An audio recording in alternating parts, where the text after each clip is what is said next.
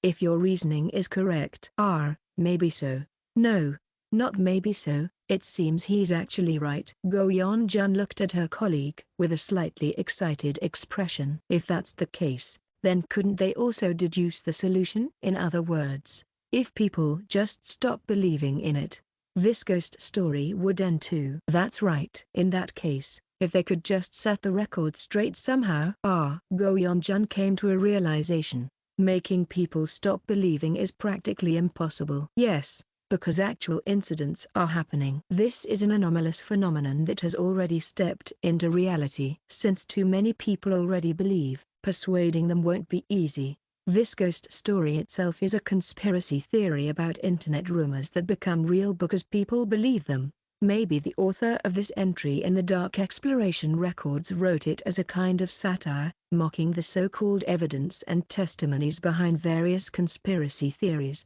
And on top of that, it really has turned into a supernatural disaster. Since the evidence and situation are real now, it would be even harder to refute. Exactly right. That's why, whenever agents encounter this ghost story in the Dark Exploration Records, they continually manage the situation by destroying the focal object of the incident or erasing people's memories.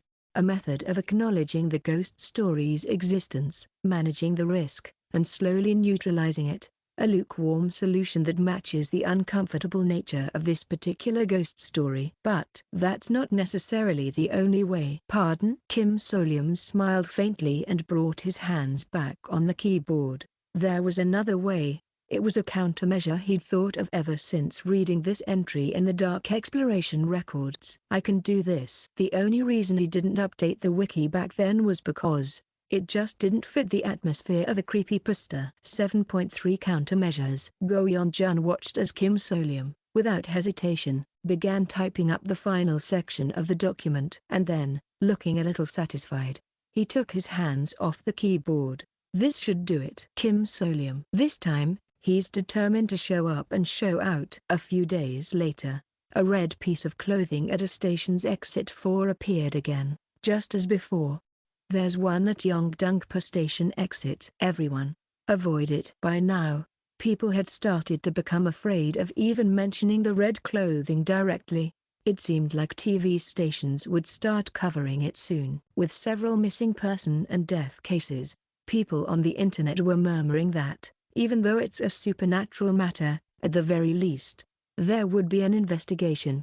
However, what's this? This time, there was black writing on the red garment. Red Baccarat new sign up 50,001 free. Poker, sports toto, roulette, all in one. Guaranteed ghostly chills and profits. Website address, an ad for an illegal gambling website. What? It was a damn gambling ad. People exploded. Are you shitting me? Isn't spam SMS enough? Damn, fuck us build up for nothing. Goddamn illegal gambling. Are you happy now, using people's fear to get clicks? Let me kill these scammer dickwads. Reported to police. I'm seriously pissed off. Profanities and annoyance flew everywhere, but after things settled down a bit, a few other opinions quietly appeared. But weren't they just using the red garment for clout? Cues it went viral? Doesn't it look like they're just exploiting it though? TBH, I'm kinda scared. Like, won't SM happen to those guys now? At a glance, it sounded plausible. So those who firmly believed in the ghost story of the red garment began to whisper again, saying, isn't something going to happen to that company? And started creating an ominous atmosphere. But the very next day, were you frightened by this red garment? Human life is filled with fear. The lover of paradise, who'll protect and love you so that you no longer have to be afraid, is waiting for you. Come to the paradise of love. A famous cult put the red garment on official display at the exit, complete with a sign. TF is this? Aren't these the guys who always go around asking about your ideal type and then ask you to buy them coffee on the street? And to top it all off, even a phrase attached under the sign. We are a wholesome religion and do not operate illegal gambling sites. We are proceeding with legal action against the aforementioned company for intellectual property theft. People picked up on the subtext. Wait a second, so the red clothes thief was there doing all along? It was a religious cult. It turned out that the trap created by the cult to lure in emotionally vulnerable people had been hijacked and used by an illegal gambling site. There they go, outing themselves in a panic as soon as their idea got stolen. Just go get sued for illegal waste dumping. I really hate it, the scum of society. Thinking back on all that atmosphere with shamanism and stuff just makes me feel even more annoyed. People, shuddering with irritation, started to remove the red clothing from their conversations altogether. Perfect. Kim Solium smiled as he scrolled and checked the scene. That's right. If it's a ghost story that becomes reality through people's belief, then the solution was simple. Just make it so that no one wants to believe it. Make it cringe, make it lose all its tension. If you connect it to something that annoys and bothers people in everyday life, it'll disappear in no time. Never falling for it again, you damn fishing rats. And so, together with their irritation, people quickly erased the whole affair from their memories. Even the fact that there were actually dead or missing people was conveniently dismissed as it was all a fake for advertising. And just like that, red clothes at Exit 4 has been resolved. Amazingly neatly, the ghost story ended safely, without a single agent getting hurt. All it took was the cost of making a few banners. Grits. Amazing, but how did it end as soon as it was found though? Great work, everyone. Borrowing Go Yeon-jun's phone to check the unusually active Agent Anonymous group chat, Kim Solium smiled to himself. Investigation, solution proposal, and documentation of the ghost story all handled in the office. I did it right, and if he gets recognized for his ability in the preliminary investigation unit like this. None, to be honest, it wasn't all our unit's work, sirs and ma'ams. That famous new recruit wrote up the documentation and even included a solution. And it worked perfectly. And then, that rookie again? Deback. Destruction King as expected, truly, as consistent as ever, even destroying ghost stories with documents now, ? Kim Solium really did prove himself, and in truth, the conclusion of a ghost story is always achieved by teams piecing together clues and trying different ideas, but the world already has its set images. And so, the Destruction King rookie made a major contribution to destroying the ghost story, even while working in the preliminary investigation unit. Look at that initiative, must be destined for Black Tortoise Team 3. Team 1 you mean, ma'am?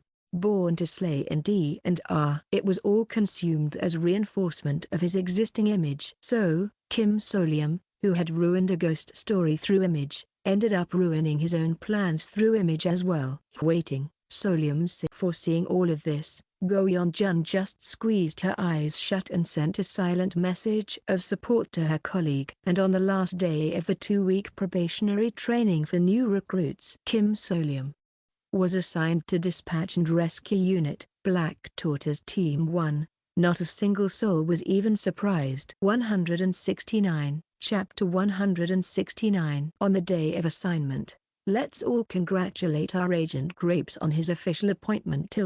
Wahahaha, how about a team dinner tonight? Our team's overtime meal allowance for this month has stacked up quite a bit, right? How much do I have again? Anyway, it's on me. Wow. I received the team's welcome in the waiting room of Black Tortoise Team 1. I's already resigned to everything. Honestly, calling it a welcome didn't feel quite right. I saw them just a few days ago. It's just that today, I'd been officially confirmed to be a member of Black Tortoise Team 1. I look forward to working with you. Yes. Incidentally, the senior who said he'd do his best to voice his opinion so I could be assigned to a different team was here as well. Agent Bronze, even while shaking my hand, avoided my gaze. Yes, I know, Agent. I dug my own grave. Destruction King. Let's just work diligently and try to shake off that nickname, though I wondered if this was really okay for a spy. Haha. In the end, I gave a polite bow to Agent Choi as well. We'll be seeing each other often now,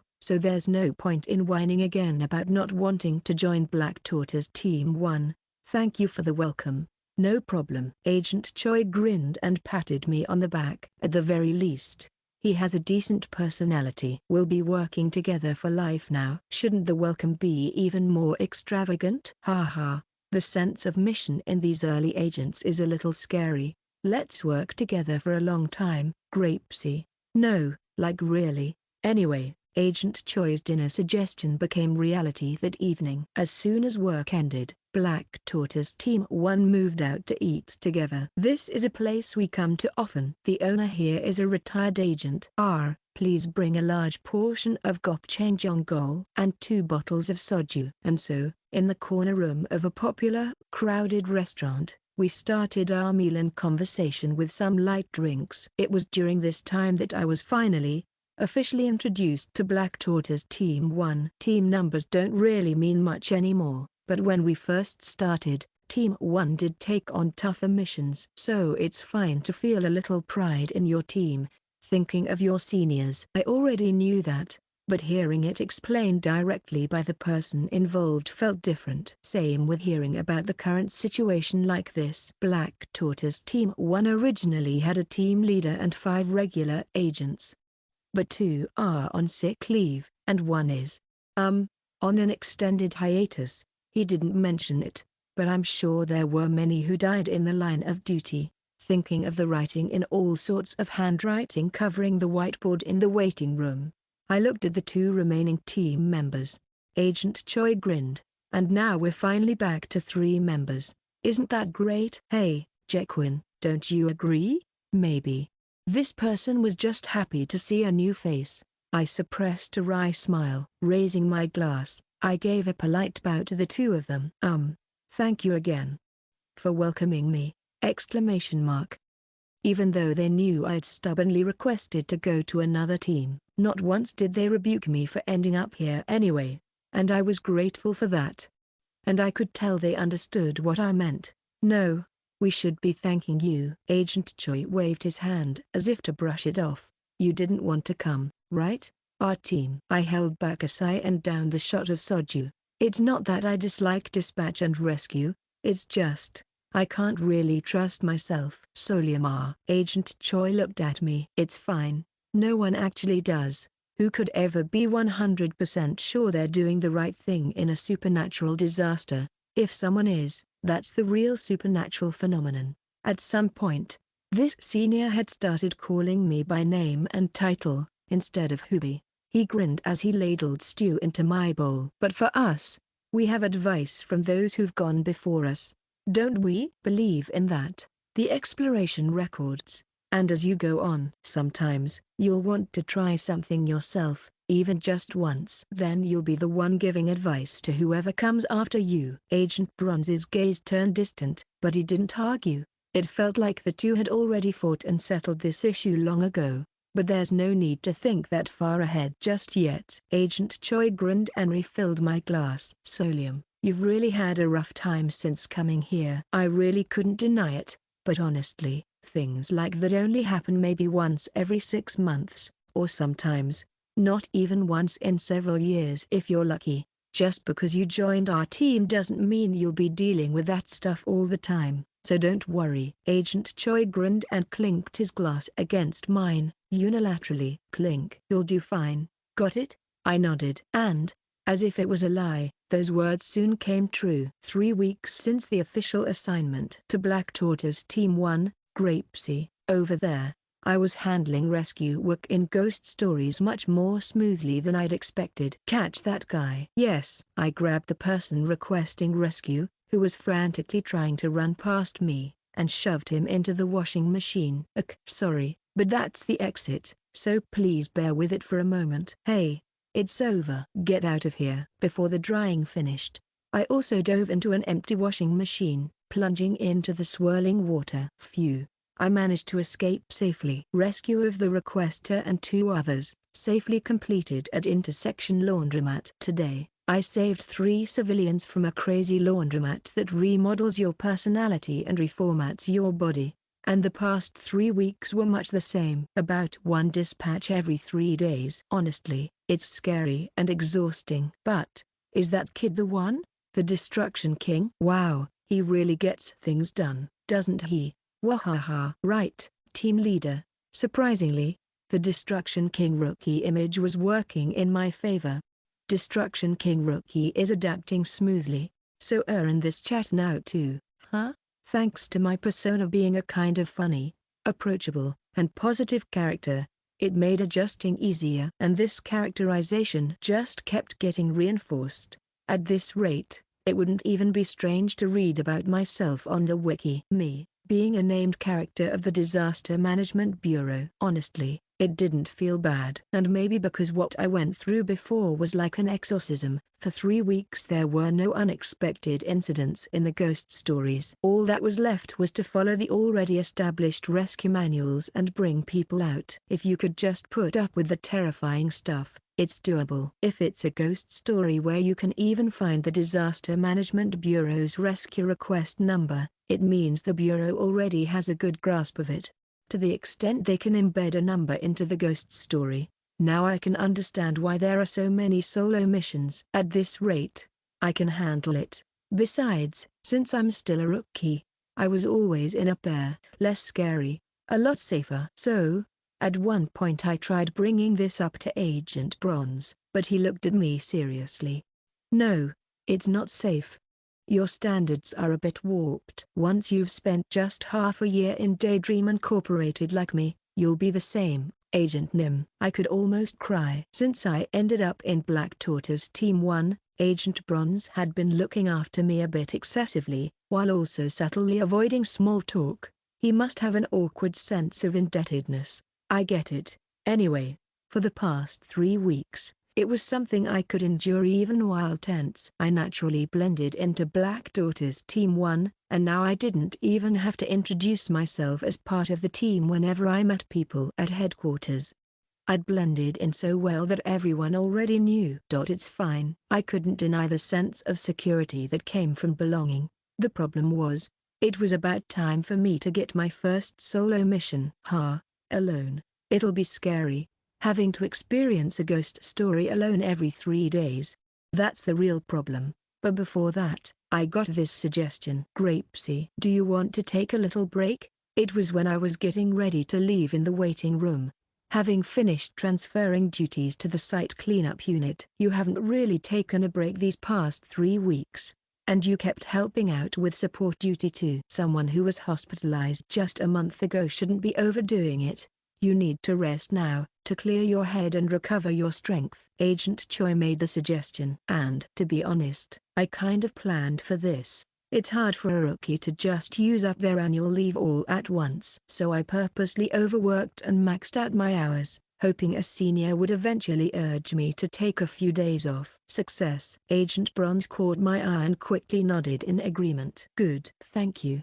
Yeah, make sure to use your 2 days off together. And don't forget to tack them onto your regular days off. That way, I managed to take 4 consecutive days of leave. If you add the 2 regular days off per week, that makes 6 days total. Of course, I definitely needed this time off for a reason. Sir Kim Solium, your psychological stability test results are in. Please book a counseling session and pick them up when you're free. Last week, Director Ho texted me. Soon, I'd be able to enter Cheerful Theme Park. I need to prepare. And I need to handle the schedules I'd put off because of work. Aren't you going to trade, sir? It's info you'll definitely want to hear. Bexaeon seemed to be ready, and that evening, I met him at a secluded room Cafe 1, in Seoul. Hurry up and talk. Bexaeon, pressed as soon as we met, had veins standing out on his temple. Hey, this is a trade, you know. If you talk like that,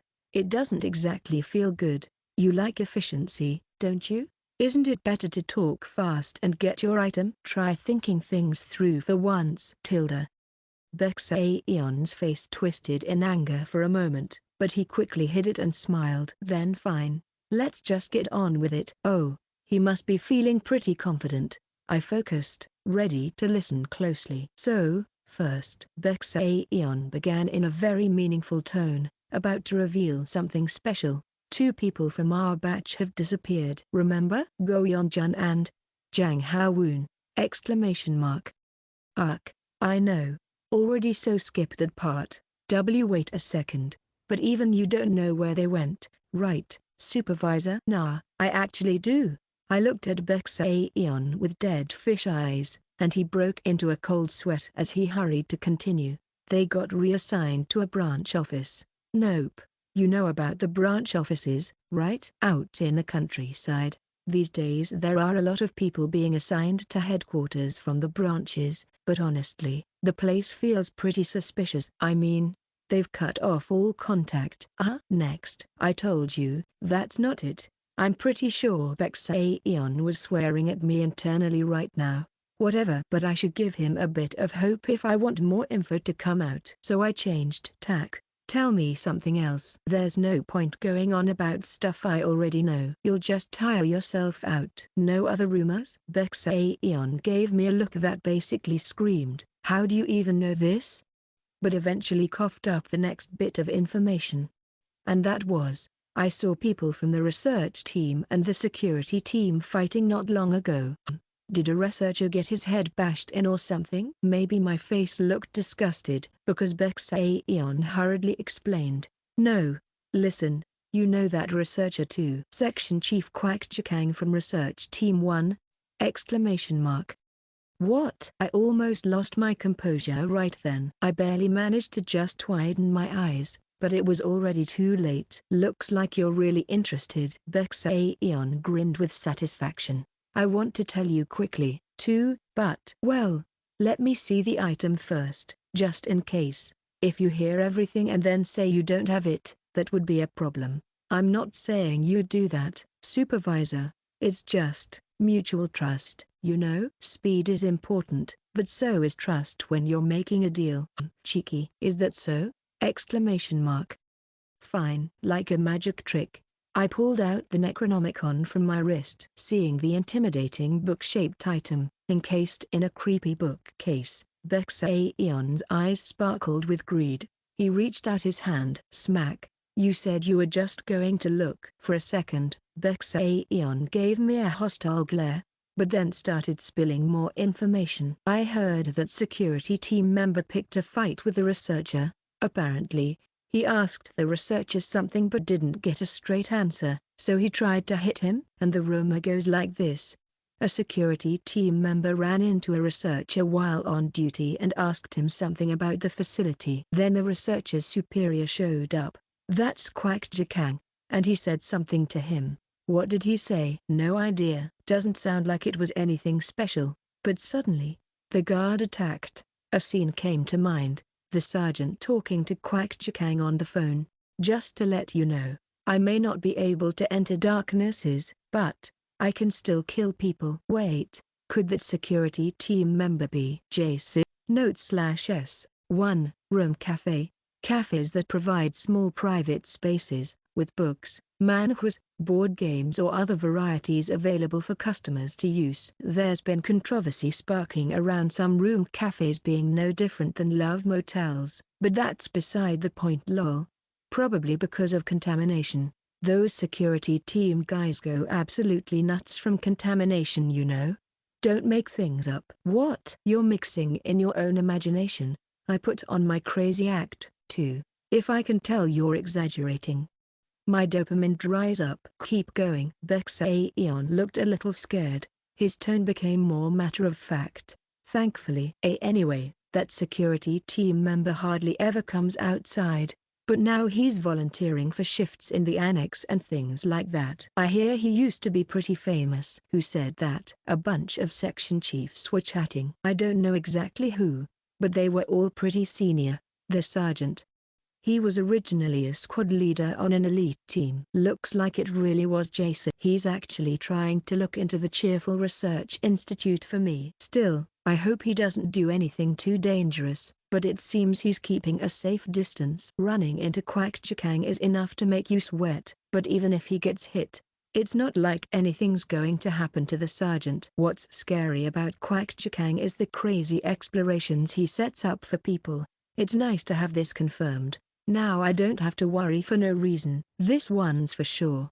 Yeah, okay. After that, I pretended to be interested and listened to a few more useless bits of gossip from Bexaeon. And when I sensed that his patience was just about gone, that the price had reached the right level, honestly, the rest of the backstories weren't that interesting. But the one about the fight with the researcher was interesting. Good job. That's quality info. Exclamation mark.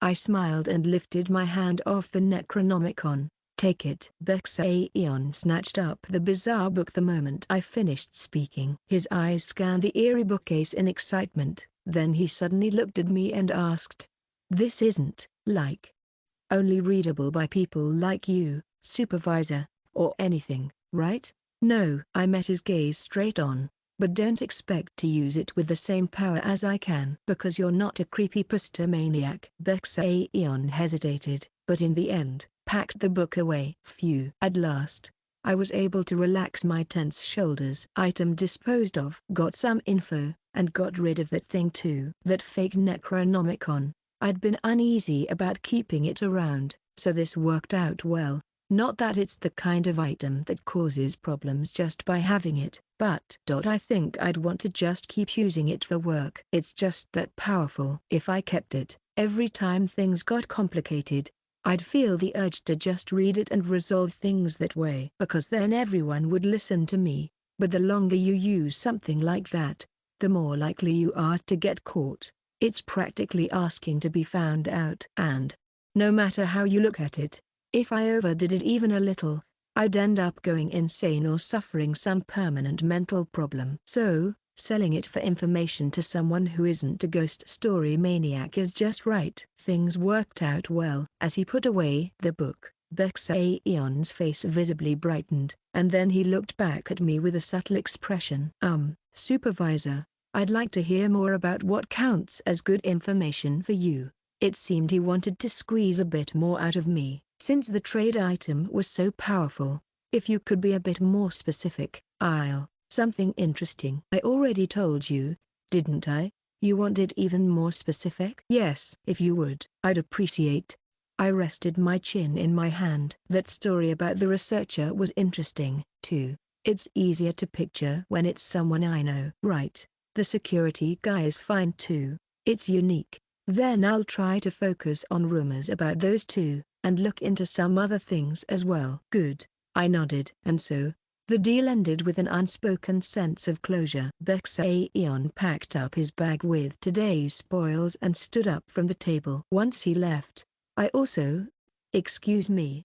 Bexaeon hesitated before continuing. "You're still at the Disaster Management Bureau, right, Supervisor? You were rescued by the agents in the form of a child back then." So I quietly turned to look at Bexaeon, and I warned him, "It's better not to know. It was the truth, unless you want to disappear with a branch office assignment too." If he keeps digging into my past and gets caught by Director Ho, it's over. There's nowhere in there you can get something like a wish ticket anyway. There's nothing in it for you. Maybe sensing something was off, Bexaeon glanced around, then nodded. "That should be enough."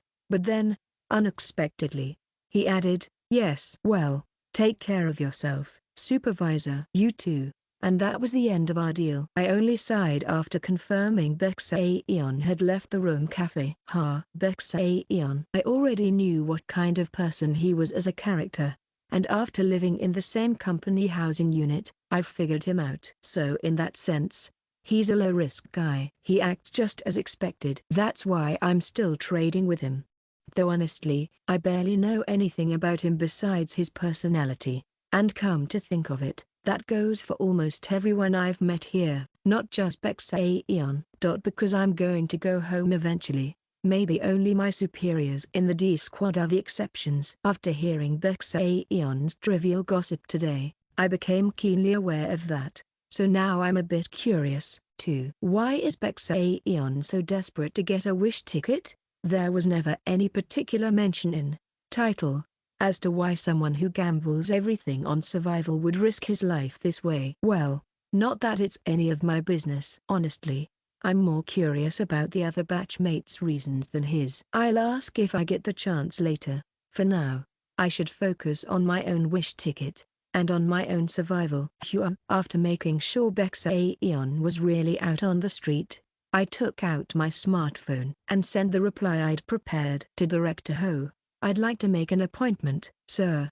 Let's go." Cheerful theme park. 170. Chapter 170. Cheerful Theme Park was a B-rank darkness under Daydream Incorporated, and its manual had already been written, with the analysis completed by the research team. I don't have to make an effort to remember that I contributed to it. Celsius, because the tattoo on my wrist, engraved as the admission ticket for that theme park, burned in as it activated. And usually, the fate of a high-ranked darkness that's been fully analyzed goes one of two ways: assignment to the research team, or it's handled by the A Squad, elite team responsibility. Usually, the A Squad assembles 3 regular members, 3 round-off team members, and 6 general members, so 12 people enter at a time. Well, the last entry was 3 months ago, so there's still some time before the next. Director Ho smiled as he handed over the documents, the manual for Cheerful Theme Park, describing the 12-person entry method using a board game, and the work order. Special research entry. So I went ahead and scheduled it separately. Thank you. No problem. It wasn't even difficult. That might actually be true. After all, the A Squad is part of Director Ho's faction. Since it's a ghost story under his jurisdiction, it must have been easy for him to arrange it. Of course, that's Director Ho's situation, and as a mere regular employee who got special consideration from him, I should just bow my head for now. But Director Ho's explanation didn't end there, and to make your entry easier, I've already gathered all the other staff you'll be entering with you. Haha! Exclamation mark. Why do I have such a bad feeling about this? Are you worried you'll know someone among the group going in? Worried they'll recognize you, Solium Nim? Yes. As you said, I am a bit concerned about that. Right. That's why, Solium Nim, unfortunately. Director Ho pointed at me. You won't be able to enter in your original appearance. I know. Yes. That's why I was planning to use the welfare points you distributed to purchase a disguise potion and take it. That would be so inconvenient for you. And, since you're having to live as someone else even outside of work these days, I wanted to minimize the discomfort for you. So, I found a way for you to enter that no one will suspect at all. Excuse me?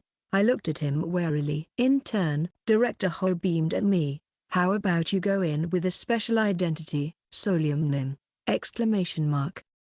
The next day, conference room of Daydream Incorporated. Research Team 2. I heard it's B-ranked today. They'll give us extra points, right? One by one, people appeared, modern office workers in suits, each wearing a strange animal mask. Employees of the field exploration team. They were general team members who had gathered despite the slightly special risk, drawn by the rumor that the point bonus would be better.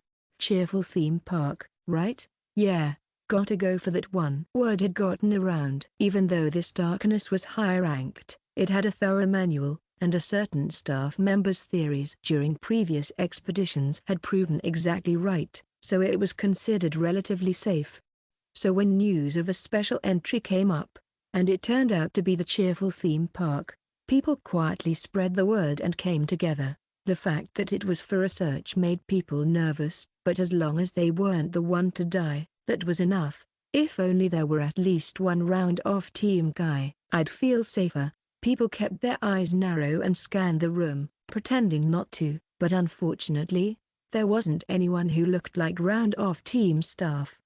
However, there was someone who used to be in the round-off team. Huh?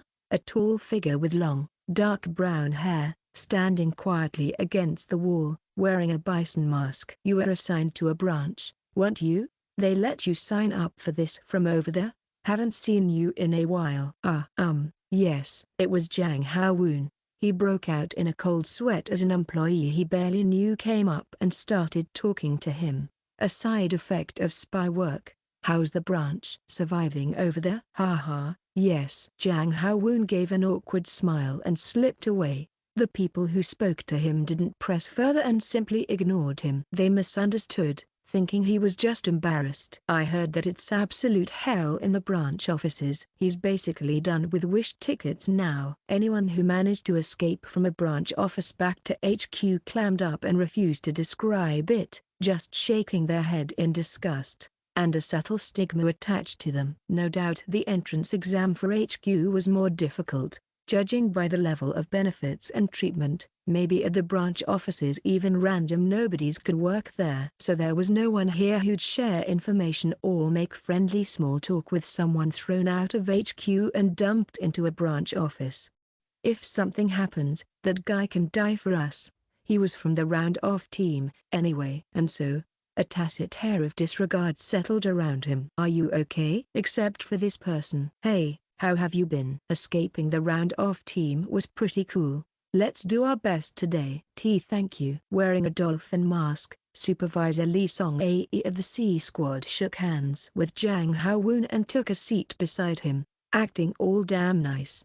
Such a try-hard, but since she's from the elite team, everyone keeps their mouths shut and looks away in a different sense. And here, there's someone whose position is ambiguous. Hard to call elite, but not really general team staff either. It's Section Chief Lee, isn't it? Section Chief Lee Jae-eon of the D Squad sat on a conference room chair, ramrod straight, wearing a lizard mask. He's going into? He tanked in the elite team, and now he's doing all sorts of odd things. What a waste of a good face. Still, people avoided making eye contact, as if they're afraid a fist was closer than the law. Especially if that fist could smash through iron. Anyway, that was the end of the subtle sizing up. Once everyone's here, we'll begin the briefing in a moment. Soon, a researcher entered and started setting up for the darkness entry procedure, and the staff quickly scanned who was sitting at the table. 1, 2, 3, there's only 11, huh? Who's missing? Some of the more impatient and senior staff glanced over at the researcher. But, the researcher was sweating bullets. A bad feeling crept down the employees' spines. Excuse me, but who's the last one? Supervisor Park, you know you've got to disclose this properly if you want a successful run, right? Well, even if the researcher was still junior, the fact that he was so flustered made people even more uneasy. What is this? Who the hell is it? Then, knock, knock. Suddenly, there was a knock at the conference room door. Silence fell over the room. Everyone looked toward the door. After just 2 knocks, the black door didn't move at all, as if one had to be granted permission to enter. Come in. Bam, the door opened. Black smoke drifted in. ? The smoke pooled thickly on the floor, then seemed to get sucked back out, repeating over and over, and then, in the midst of it all, a pair of black combat boots stepped across the floor, cutting through the smoke. With every step, the smoke seemed to inhale and exhale, flowing around the figure's feet. And within the black smoke, the silhouette of a large person appeared. Light.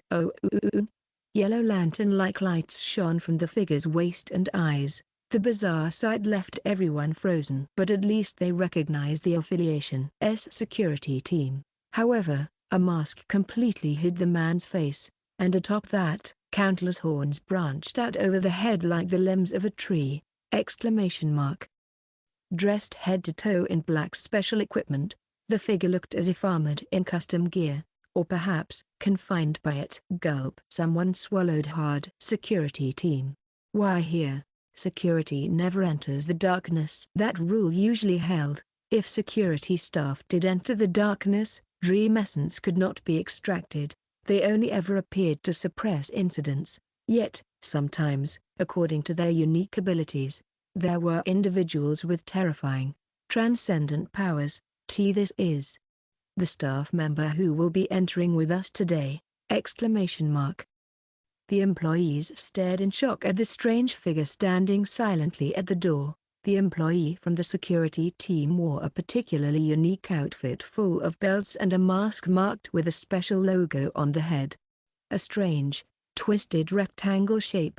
The staff recognized it at once, as if struck by lightning. Special Unit. Security Team's Special Unit. Within the security team, there were many units whose true composition wasn't even known, just names on the Intranet organization chart, operating behind the scenes. So all anyone knew were the rumors that circulated after running into them during unfortunate work situations, and the special unit's rumors were the most chilling. There were whispers saying that you'd witness employees so monstrous, it was hard to believe they were ever from the field exploration team who, in the first place, were people whose origins were impossible to guess. And the researcher, now sweating coldly, had heard even more specific rumors. Supervisor Park, if you see someone from the security team's special unit, be polite. They're not human. No, I'm not talking about contamination. They really weren't human to begin with. A department that hires anomalies from the darkness itself, in human form. A rumor as chilling as a ghost story itself, that, thanks to Daydream Incorporated's know-how, the company had signed contracts with the Darknesses as if they were employees. For the researcher, it was the first time meeting one of these creatures in person. Despite analyzing Darknesses and sending in field exploration team squads, he'd never actually come face to face with a monster himself until now. He swallowed hard, staring at the bizarre employee in front of him. Somehow, the conference room seemed a little darker. The yellow lantern-like eyes and the glimmer at the waist of the employee flickered even more strangely in the black smoke. Looking closer, the lantern on the waist was actually a cluster of horns, like ribs. Ugh. The researcher managed to squeeze out some courage and spoke. Hello. Silence. You can have a seat. No response. Swallowed by the silence of the conference room, the researcher continued, nearly in tears. We'll begin the briefing now. Only then did the strange horned mask walk forward, and sat in the seat closest to the door. Right next to Jang Hao-woon. Thank goodness it's not me. Everyone tried their best not to look that way, swallowing hard. Please, don't let me be in the same group. Please, as long as they weren't in the same group, it was fine. Every time you entered the theme park, the names and areas changed, but only the rules stayed the same. Follow the mascot's rules. If you cannot follow the rules, move to another mascot's area. And the 4 group members who drew the same color piece must always stick together. In other words, if you weren't in the same group as that monster, you wouldn't even have to encounter them to clear the run. If you were lucky with your area, you could just ride 3 attractions and walk away with a high-grade dream essence and a bunch of points. The problem was, this was a special entry, a research entry with additional objectives, and no matter how you looked at it, this time the variable was that employee. Please, the staff stared at the researcher giving the briefing. Hopefully, they wouldn't be told to find and follow that employee around, right? And for this entry, there are no special instructions. Phew. It's just that, whatever the security team employee does inside, you are not to interfere. Everyone understands, right? Yes. The field exploration team members assembled in the conference room nodded desperately, and the very source of this fear, the security team special employee, was, wow, this disguise is really doing its job. Letting out a sigh of relief. That's right, it's Kim Solium. I held back a sigh as I looked around the conference room. Well, even if I did sigh, my mask would block it and only black smoke would come out. I didn't expect Director Ho to go this far. This was a prototype piece of equipment, but I'm glad we get to try it like this. He had just slipped me actual security team gear. A so-called reverse side suit. Over the suit, a monster that looks like you appears. That's what was written in the developer's notes included with the suit, which resembled combat gear from a game. As for why the security team was developing a suit that lets a person pretend to be a monster, I desperately avoided asking and chose to ignore it. For the sake of self-preservation, it just seemed best not to know. Probably for some project. Anyway, I didn't know the exact mechanics, but I'd heard about the features. Supposedly, it manifests differently for each person, and in my case, it meant lugging around a pile of horns on my head. My look was like a monstrous being bursting out, yet forcibly crammed into a human suit. I made sure not to scratch my head by accident. It feels strangely reminiscent of my original mask. Remembering the wooden antler mask that had earned me the nickname Rodeer, I felt oddly nostalgic. I'll explain how to enter Cheerful Theme Park. Meanwhile, the briefing was nearing its end. Entry method. I need to go to the theme park section with a blue dragon mascot. The only problem was whether that place would be chosen for the board this time. But I was strangely confident.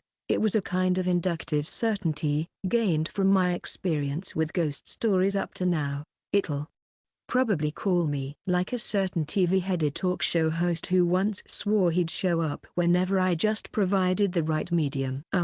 Please draw a piece. The researcher politely held out the board game piece capsule with both hands. For some reason, it was my turn first. I think I'm actually the Magni one here. But I couldn't show that, so I reached out as if nothing was wrong and took a capsule. Sorry. This person seems like someone who'll have a hard time lasting long in the research team. Please start looking for another job. I politely ignored the panicked researcher and grabbed another capsule and shook it. With a rattling sound, a game piece fell out of the capsule. A bright yellow. It's a yellow piece. Okay. I picked up the piece and passed the capsule to the next person. It was Jang Ha-woon. I have no idea why Director Ho recruited someone already busy working as a corporate spy, but I felt a cold sweat thinking of how I'd inadvertently forced him to spend his valuable day off on this. I barely managed to get time off myself. He probably did the same. Why did you sign up for this? Last time, you almost threw up just from seeing the Magic Bunny area's interior parade. Of course, now wasn't the time to ask. And Jang Ha-woon. Yellow. Yes. He drew the same piece as me. For reference, that wasn't Jang Ha-woon who just shouted. Other staff were clenching their fists in relief. With someone else getting yellow, their own chances of getting stuck with me had gone down because they didn't want to be in the same group as me. Haha. Meanwhile, Jang Ha-woon bowed his head to me. Please take care of me. I gave Jang Ha-woon a small nod. Thank you for understanding my situation. This is the best I can do. But after that, a slightly awkward situation began. Please. Everyone was openly hoping not to get yellow. Red. And when someone drew a red piece, they practically cheered. Hey, you all read my previous expedition reports, right? Then as soon as you see the Magic Bunny, just run like crazy to the blue zone. Still, it was reassuring to see that the familiar faces were calm about it. Like this. I watched as Supervisor Lee Song-ae drew a red piece. And then, blue. Section Chief Lee Jae-yeon drew a blue piece. Why is Chief Lizard here anyway? No matter how I looked at it, I couldn't shake the feeling that Director Ho put him here as the stick among the carrots. He already knew I shared all my project outcomes with the D Squad. It's like a subtle reminder not to try anything funny. He's making sure I can't let my guard down, even when receiving a favor. I seriously just want to quit my job already. Phew. We're down to the last one. Anyway, the distribution was almost finished. After drawing the yellow piece, I ignored the staff wearing a harvest mouse mask and a ladybug mask who stared at me stiffly. Let's just hurry up and get on the rides. I'll send them off and then take care of my own business. Clack. And as the last person drew a piece, departing for Fantasyland the board game board flew up into the air and swallowed everyone's field of vision. We were entering. Since I'd experienced it once before, I could calmly review my plans for what came next. Let's see. There's no yellow zone though, right? Didn't that Magic Bunny kill the yellow mascot? So I remembered escaping by activating the gate to the ruins of the yellow zone, the resort. I'll head straight to the blue zone. I'd better make sure to check the souvenir shop. That's what I thought as my mind blurred. Not long after, my senses cleared again. Now it should be time for the cheerful theme song of the theme park to play in my ears. Everything was quiet. I opened my eyes. In the dim indoor space, I saw walls with all the paint peeled off and a dust-covered light fixture. There was no light, and even the windows were all broken. A stale, dead space. What is this? This isn't inside the amusement park. This is definitely not the park! Exclamation mark. I immediately got up and ran to the window to look outside. A huge, crumpled sign, with one side's fixture barely hanging on and swinging dangerously in the wind, came into view. Flower Golden Resort! Exclamation mark. I stared blankly at the distant, shining blue lights of the water park. Looking down, I saw only ruins. I had woken up in the ruined yellow zone. What is this? At that moment, click. The lights in the room I was in began to flicker back on. Exclamation mark. I realized I wasn't just in a simple room. Desk, chair, battered filing cabinet. Through the open door of the worn cabinet, I saw a huge machine. It was like a small office or management room. And on the desk was a single, formally presented sheet of paper. I approached and read the paper. "Congratulations on your appointment as the new mascot of Flower Golden Resort! Exclamation mark. Note/S. 1. Magni, youngest of the family or most junior of the team. 171. Chapter 171. New mascot? What kind of crazy nonsense is this now? I immediately recoiled from the desk, but nothing changed. Congratulations on your appointment as the new mascot of Flower Golden Resort. The message didn't change. And in the ruined manager's office of Flower Golden Resort, I was the only one there wearing a suit that made me look like a monster. Don't tell me, did they judge my disguised self as a ghost story resident and just straight up hired me as a mascot for cheerful theme park? It was a goosebump-inducing thought, but the logic didn't quite add up. This place was always meant for beings that aren't human, anyway. Even if it's a ghost story, there's usually some internal logic. Assigning me as the mascot out of nowhere, as if I were being targeted, feels odd. There must be some reason. I recalled what I'd done the last time I entered this theme park. The already ruined yellow zone. I was the one who activated the gate to that place. So, strictly speaking, I had reopened this resort.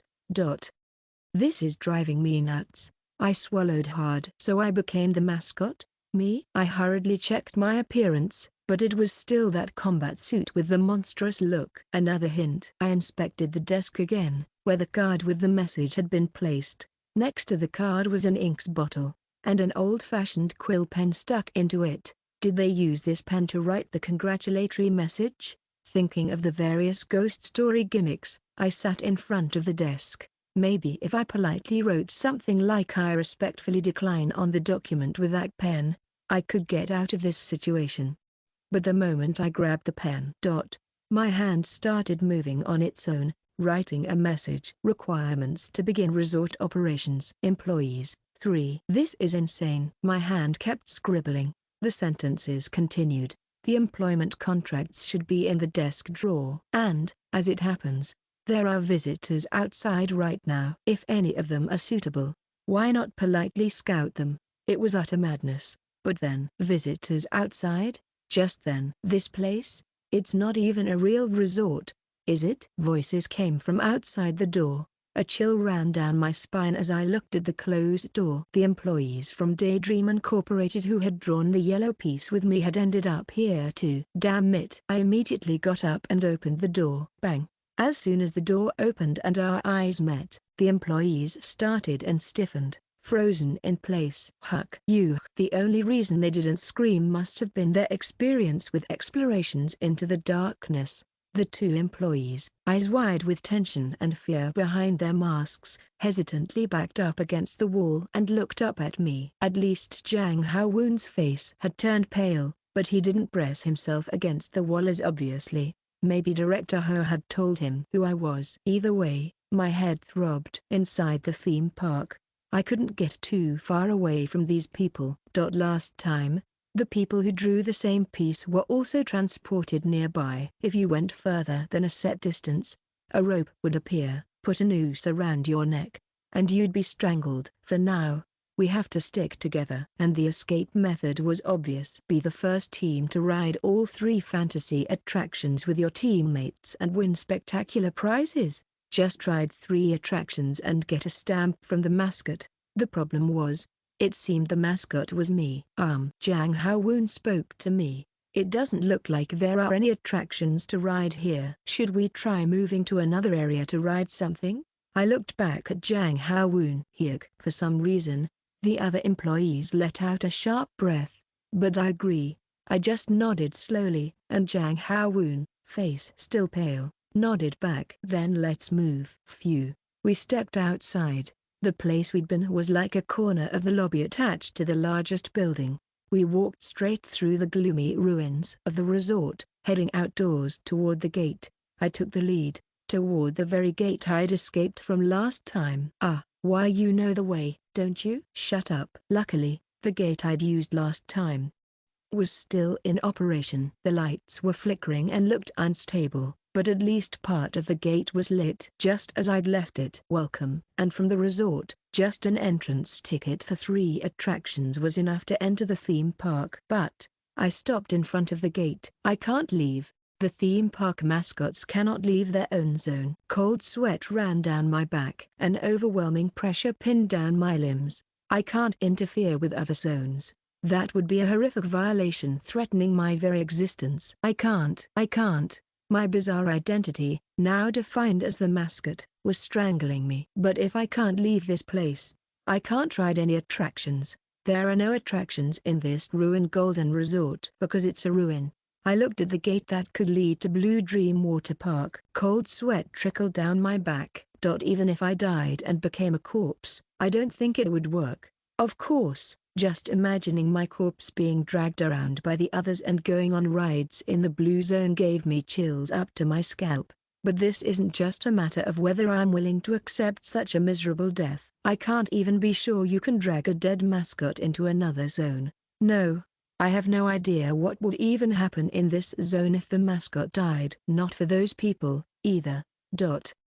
In that case, I looked at the company employees. The Harvest Mouse masked employee's mouth was covered by the Ladybug masked employee to keep him from screaming. Ignoring the sight with polite indifference, I blocked the path in front of the gate. And then pointed in one direction with my finger. Back to the room we started in. Are you not supposed to leave? Do we have to go back? Nod. If we go back, is there another way? Nod.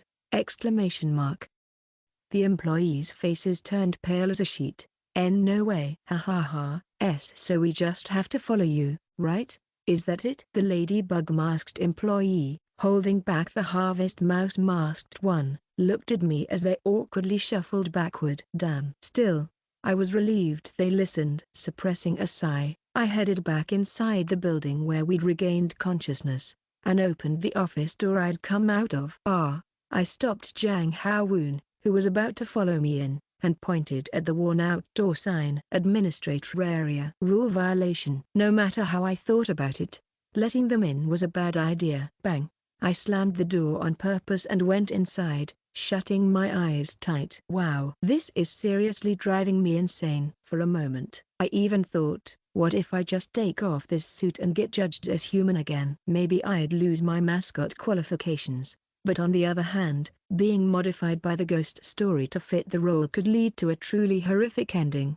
No, in creepypastas, that's the more standard outcome. In the end, judging from the hints so far, the only way for the group who drew the yellow piece to escape from Cheerful Theme Park is this. To get the resort operating and make it possible to use 3 attractions. And what's needed is. I went back to the desk and looked at the document card. Requirements to begin resort operations. Employees, 3. I opened the desk drawer. Inside were employment contracts, just as the document had said.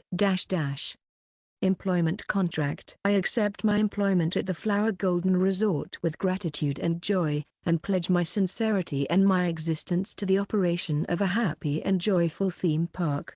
Employer, employee, A chilling document, like something for illegal test subjects. No way am I letting it end like this. I immediately grabbed the pen and edited the contract. Employment contract. I accept my employment at the Flower Golden Resort with deep gratitude and joy, and pledge my sincerity and my existence to the operation of a happy and joyful theme park. The employee may, at any time, safely return home if they wish to resign, and may refuse any action that threatens their safety. Employer, employee, I erased as much as possible of the ambiguous parts that could be interpreted in multiple ways. Writing over the sentence is not allowed. The pen refused. I could barely manage to cross out and erase lines, and squeezed in some added provisions in small letters in a blank space. Then, holding the completed contract, the original document card, and the quill pen, I went back outside. Click. The staff, huddled in the hallway on high alert and whispering to each other, turned to look at me. Only Jang Hao-woon stood a bit apart, as if he hadn't been included by the others, waiting quietly. Phew. I held out the employment contract to them. What's this? As if confirming something horrific, the employees stared at the contract with trembling eyes, then immediately froze in horror. Because I was telling them to get hired by the theme park. Why you want us to sign this? Of course, signing an employment contract in a ghost story leads to a horrible disappearance more than half the time. Those who knew that had a different look in their eyes. The eyes of experienced people searching for a way out. I already have a job, so it's difficult to sign something like this right away. Could I have a moment to think about it? Me too, please. So, given time, they'd try to find a way to escape, or prepare some gear to temporarily overpower me the moment I let my guard down. If they're veterans in the field exploration team, they're bound to have at least one life-saving trick hidden. So I couldn't just wait for them. No choice. I silently stared at the person who spoke first. And then I stopped breathing! Instead of being drawn in with my breath, black smoke thickened around my suit. Smoke that wouldn't disperse began to flow heavily beneath the staff members' feet and around their waist. If you don't sign, something will happen. That was made clear to all 5 senses. So clear that, trying to buy time, they'd realize they might die right now. I lowered my face and looked down at employee Harvest Mouse. Up close, completely enveloped in black smoke and the dim glow of yellow lanterns, the staff member's hand shook. In the end, Harvest Mouse, tears streaming down his face, reached out to the paper and, with trembling hands, took the pen I held out and signed in the employee section.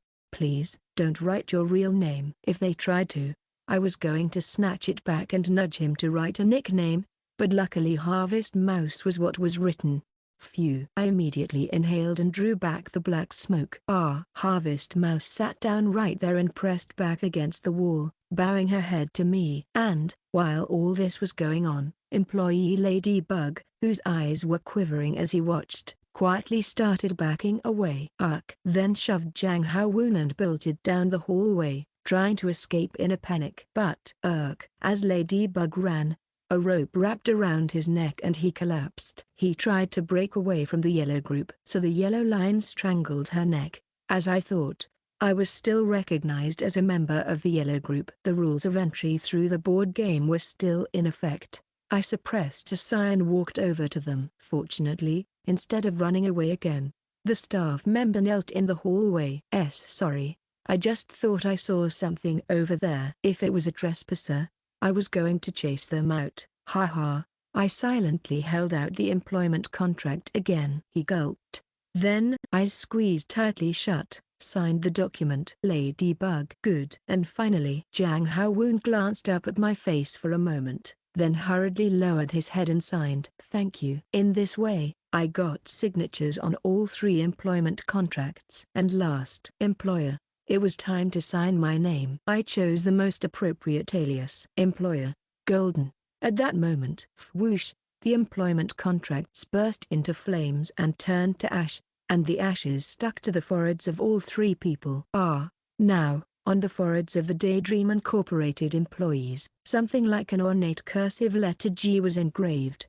I looked at the first document I'd brought from the room. As soon as I lifted the pen above it, requirements to begin resort operations. Employees, 3 complete. The area began to tremble! The decrepit ruins we had been in collapsed, and something new emerged. A glittering golden light. A splendid and cozy corridor surrounded on all sides by bright and beautiful wood and gold decorations. Elegant, small chandelier style lights swayed from the ceiling, and at the end of the corridor, a grand and dazzling lobby appeared. A space where golden staircases like in a cartoon, magenta velvet, and sparkling yellow crystal ornaments bloomed like flowers. And then, Flower Golden Resort. The sign of Flower Golden Resort appeared in elegant script, revealing the glorious resort of cheerful theme park!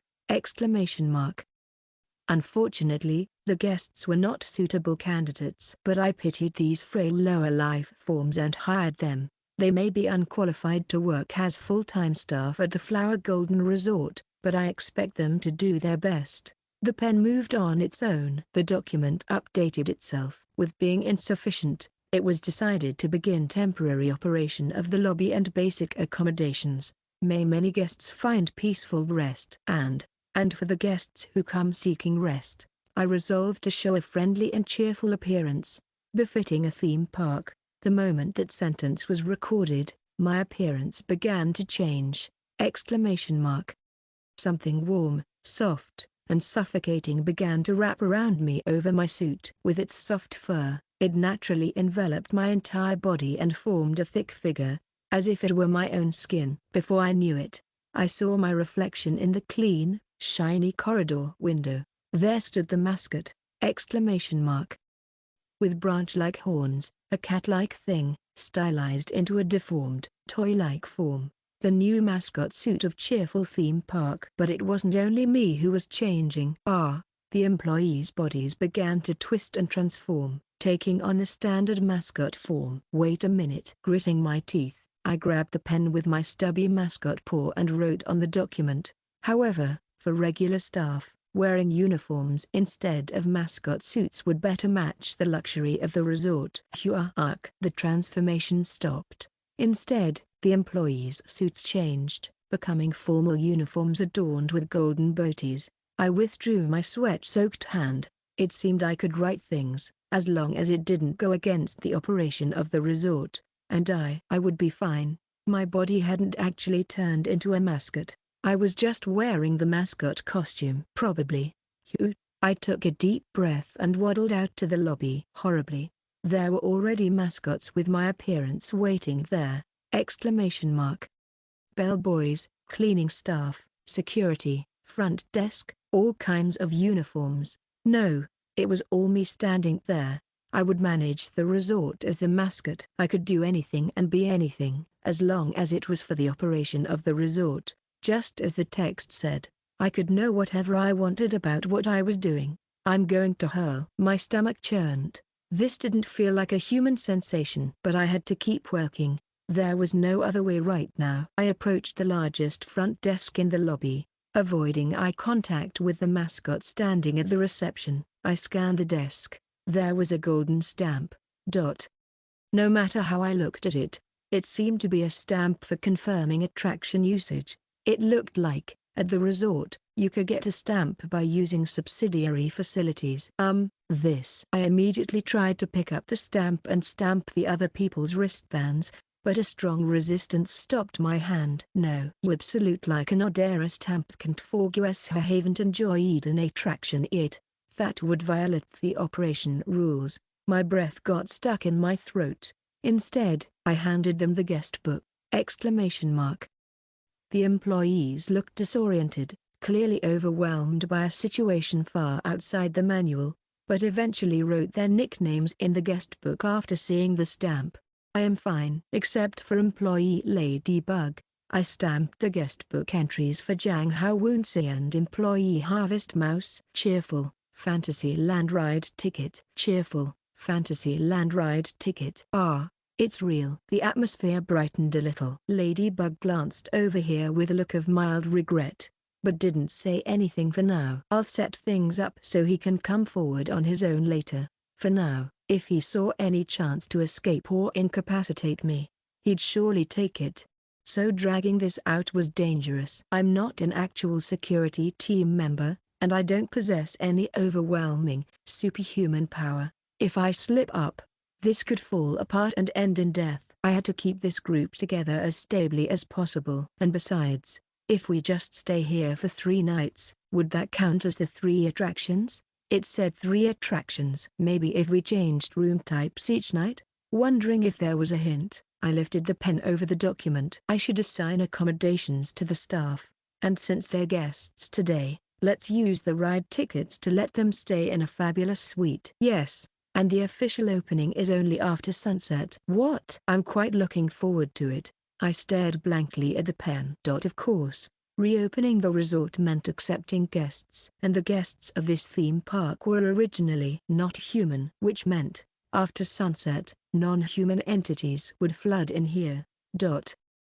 I had to get out before that happened. Expansion. I needed to add attractions immediately. I had to open up more areas of the resort and find new attractions. A new page appeared in the document and words began to write themselves. Requirements to expand resort facilities. Employees, 3. Damn it. Where am I supposed to get 3 more? Anyone in the other zones, unless they're crazy, will just finish the rides at Blue Dream Water Park and escape. There's no reason for anyone to come here.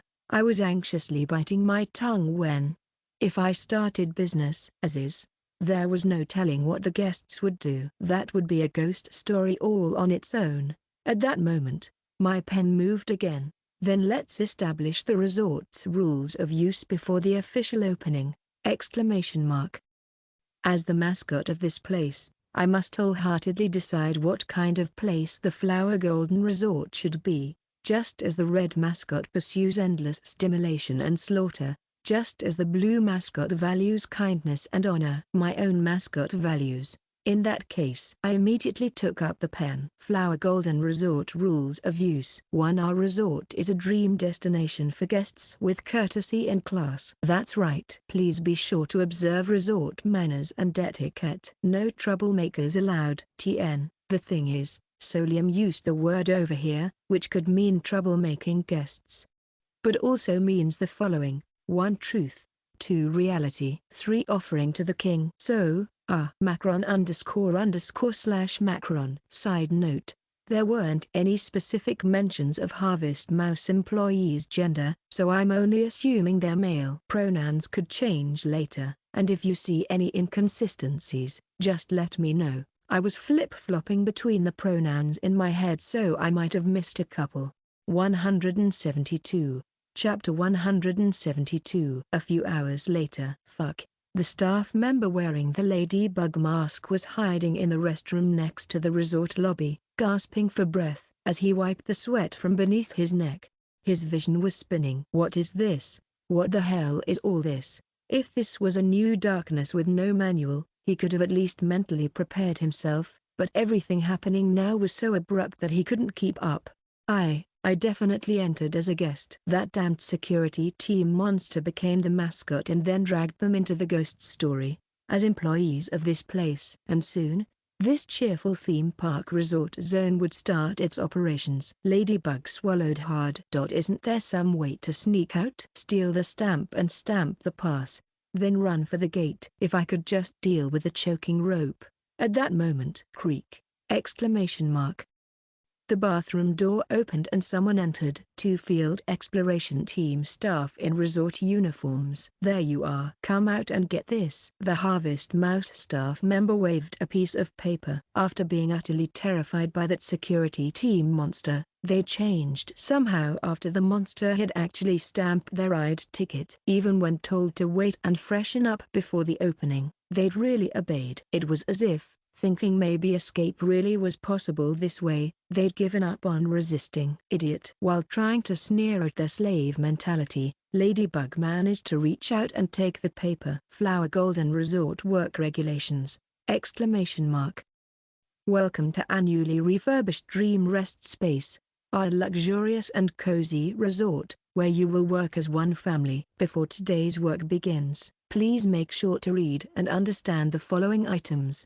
These are the guidelines for work, stacked in the staff room. Assistant Manager Ladybug gulped and looked down at the document. 1. Please observe your assigned work hours. 2. Do not leave your post during work without permission. 3. In case of emergency, politely inform the mascot. The mascot will take care of everything. 4. During breaks, you may move freely within the resort, but please try to keep your uniform booty with you. In case of emergency, it will serve as your identification. 5. The mascot's office is a restricted area. However, for exit interviews, you may enter after knocking politely. Unless you are personally invited by the mascot, never enter otherwise. 6. All guest requests must be fulfilled, and if necessary, please split open your skin and offer up your organs as complimentary service. 7. Do not attack the mascot. All damages will be charged as overtime. Regulations may be revised or added without prior notice. Employees are strongly encouraged to review the rules at all times to prevent improper responses or handling. Chilling, bizarre expressions, A ghost story written in the form of regulations. Fucking hell. Cold sweat trickled down Ladybug's back. He reluctantly grabbed the document with a trembling hand. As a supervisor managing similar darknesses in his own squad, he knew that there was a hint in here somewhere, but there were still too many uncertainties, as always with darknesses. So I'll have to make someone else break the rules and see what happens. He needed to check that. Concealing a calculating look, the employee glanced at the others, then, with a suggestive tone, spoke. So, what do you all think? Huh? I mean, these rules just popped up out of nowhere, right? Do you think? It's just that security team mascot improvising on the spot. His voice lowered further. Do you get the feeling that guy's contaminated too, just making stuff up as he goes? Exclamation mark. Egging them on, the staff member continued. Hey, you're Mr. Bison, right? What do you think, huh? About the mascot's condition? Jiang Haowen, wearing a bison mask, quietly lowered his head as he read the work regulations. Well, how should I put it? I don't think he's a bad person. Question mark. What did you say? Has this reject already been contaminated? The two employees exchanged glances for a moment, thinking that if need be, they could use this creepy branch office staff as bait. Jiang Haowen, lost in thought, spoke up. This is my second time visiting this place. Even before, the theme park's zones were divided between scary mascots and kind mascots. In other explorations recorded in the manual, it seemed like the mascots pursued various values as well. So you're saying that one's kind? Not exactly kind, but if you think about a mascot like Magic Bunny.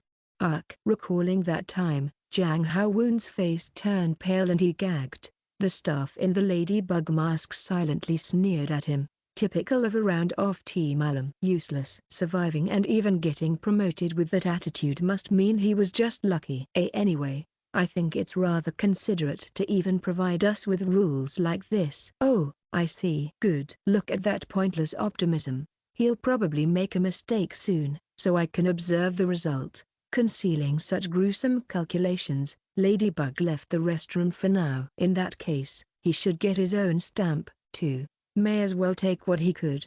If he had to spend the night in this darkness, staying here seemed like it would give him the highest chance of survival. Excuse me. He carefully approached the mascot standing motionless at the front desk. Since it was a basic mascot costume with no accessories, this was probably the real security team monster transformed. Bowing as politely as possible, he spoke. Acting arrogant in a ghost story is basically foreshadowing your own death. If it's all right with you, I'd like to use this ride ticket to stay at the resort tonight as well. The round, black eyes of the yellow mascot stared at him silently, completely black. Strangely, the yellow light above that black, gas lamp-like face came to mind, just as cold sweat started to beat at the nape of the ladybug masked staff's neck. Cheerful, Fantasyland ride ticket! Exclamation mark. The mascot permitted him to write his work name in the guest register and stamped it. Thank you. But SOON! Exclamation mark. Ladybug snapped his head up in surprise. The mouth of the theme park mascot, creepy in its cuteness, did not move. It was a mascot suit, after all. But a voice echoed through the lobby. OPEN. And the monster began to assign staff to positions. GETREADY. Jiang Haowen was assigned as the assistant front desk attendant and stood beside the counter, while Harvest Mouse, assigned as a cleaner, went to the back of the lobby. The ladybug gulped and quickly looked around. Then, the remaining position was security. The mascot approached him. Exclamation mark.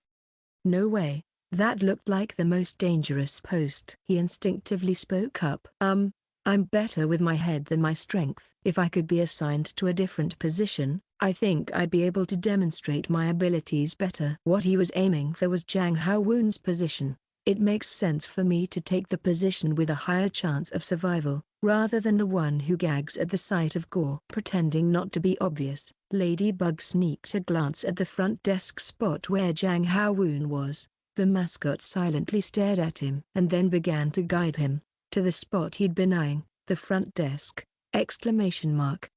Success. He'd gotten the spot. The ladybug's heart pounded as if it would burst. But the position he was assigned to was the desk next to the front, the one taking room service requests by phone. Damn it. Room service in a ghost story. Just the thought of the kinds of requests that might come in was horrifying. Ladybug clenched his teeth. But he couldn't ask the mascot for another reassignment. Becoming the first to stubbornly demand something meant there was a 50% chance he'd end up dead. Meanwhile, the mascot moved away and walked off. The mascot stood at the reception desk, the position for directly receiving and checking in guests. TWO. The golden sun was setting outside the window. When the mascot at the desk looked at the entryway, the standard issue mascots standing there reached for the glass doors, and then RESORTOPEN, the doors opened, Ahahaha. Music plays, and the laughter of children fills the lobby. It's the background music of cheerful theme park. WELCOME. The mascots all bow in unison toward the open doors. The Flower Golden Resort was now officially open for business. I realized something. Being able to communicate in words is truly precious. Even if those words are in that bizarre mascot-style yellow speech. I never thought I'd say this myself. At least the atmosphere is set. Suppressing a sigh, I squeezed my eyes shut inside the mascot suit, then opened them. I looked over at the employees. I've assigned everyone to the posts where they can get by with the least effort while shifting as much responsibility as possible. They must have learned the work rules well. I fought with the pen to write them. I could only hope that they'd use their heads and work sensibly. If they worked too hard though, they could end up subjected to something outrageous by a ghost or monster. But if they slacked off enough to be noticed, I have no idea how the resort will react. I swallowed and looked at the wide-open resort doors, and at the newly added clause in the document. Requirements to expand resort facilities. Employees, 3. Satisfied guests, 30. Either way, it had to be operated, no matter what. I need to fill 30 satisfied guests to open the next area. Even if I somehow trick or force the 3 employees, there's no way around the second requirement. For now, I have to endure. At least for today. Ahahaha. And through the open doors of the resort, guests finally begin to enter. They were carrying souvenirs from other parts of the theme park. I tried not to imagine what those souvenirs might be made from. But why am I excited? My guests. As soon as I recognized them as official guests of this wonderful resort, my heart inside the mascot suit started pounding. No, I desperately suppressed the feeling and greeted the first arriving guests. At a glance, they looked like an ordinary, happy family. Their hair was wet, as if they'd just had a great time at the water park. Hello, please give us a room. If only their heads, bellies, and hips weren't crushed and their organs weren't a mess from being squeezed by something like a tire. It was obvious the entire family had died in a horrific accident together. I assigned them to a deluxe room and added an extra bed for the child. Dad, are we really sleeping at the amusement park this time? That's right. My dear, you can finally get to play one more day at the amusement park. Blood dripped onto the counter, then was reabsorbed into their mashed organs. Face pale, Jang Hao-woon covered his mouth, but got through it by bowing deeply as if to greet them. Thank you. As the guests headed for the elevator, Jang Hao-woon let out a faint sigh of relief. I lifted a mascot paw and patted his head. GOODJOB! Exclamation mark T. Thank you. Jang Hao-woon bowed his head, then, for some reason, raised his eyes with a bit of sparkle and started handling his duties with more enthusiasm. I told you not to work too hard. In any case, the process of assigning rooms to various strange guests continued after that. There were more guests than expected. It was as if they had all been waiting for the grand opening, and they all handed over the same kind of currency. I rolled it in my front paw. Colorful plastic coins. These look like pieces from the cheerful theme park's board game. Right. They were like the plastic game tokens used in board games. On the front, a strange language. On the back, the theme park logo. Most of them were blue. I decided to keep them since it was currency that's being used to pay for the rooms. I figured I'd need them at some point. After sending off 3 or 4 groups, I finally caught my breath. Creak. A strange sound started coming from the door. The sound of a balloon rubbing against glass. A magic bunny balloon holding a bright red balloon and dragging its feet. It approached me, looked up, and spoke rapidly and precisely. Hello. I'd like to stay one night. A quiet room. A room no one can find. A room where I can die, please. I am sorry, guest, but in our resort, acts that violate public morals are strictly prohibited. How wounds? Seriously, you really don't have to work that hard. I hurriedly pulled out an information leaflet I'd kept under the desk and handed it over to the figure in front of me. One so inhuman, it could barely be mistaken for a person anymore. It was a notice derived from the resort usage regulations. Flower Golden Resort is a space for happiness. Please refrain from any actions that would make other guests or employees uncomfortable. The mascot determines the standards of happiness. Dying is my joy. Dying is my joy.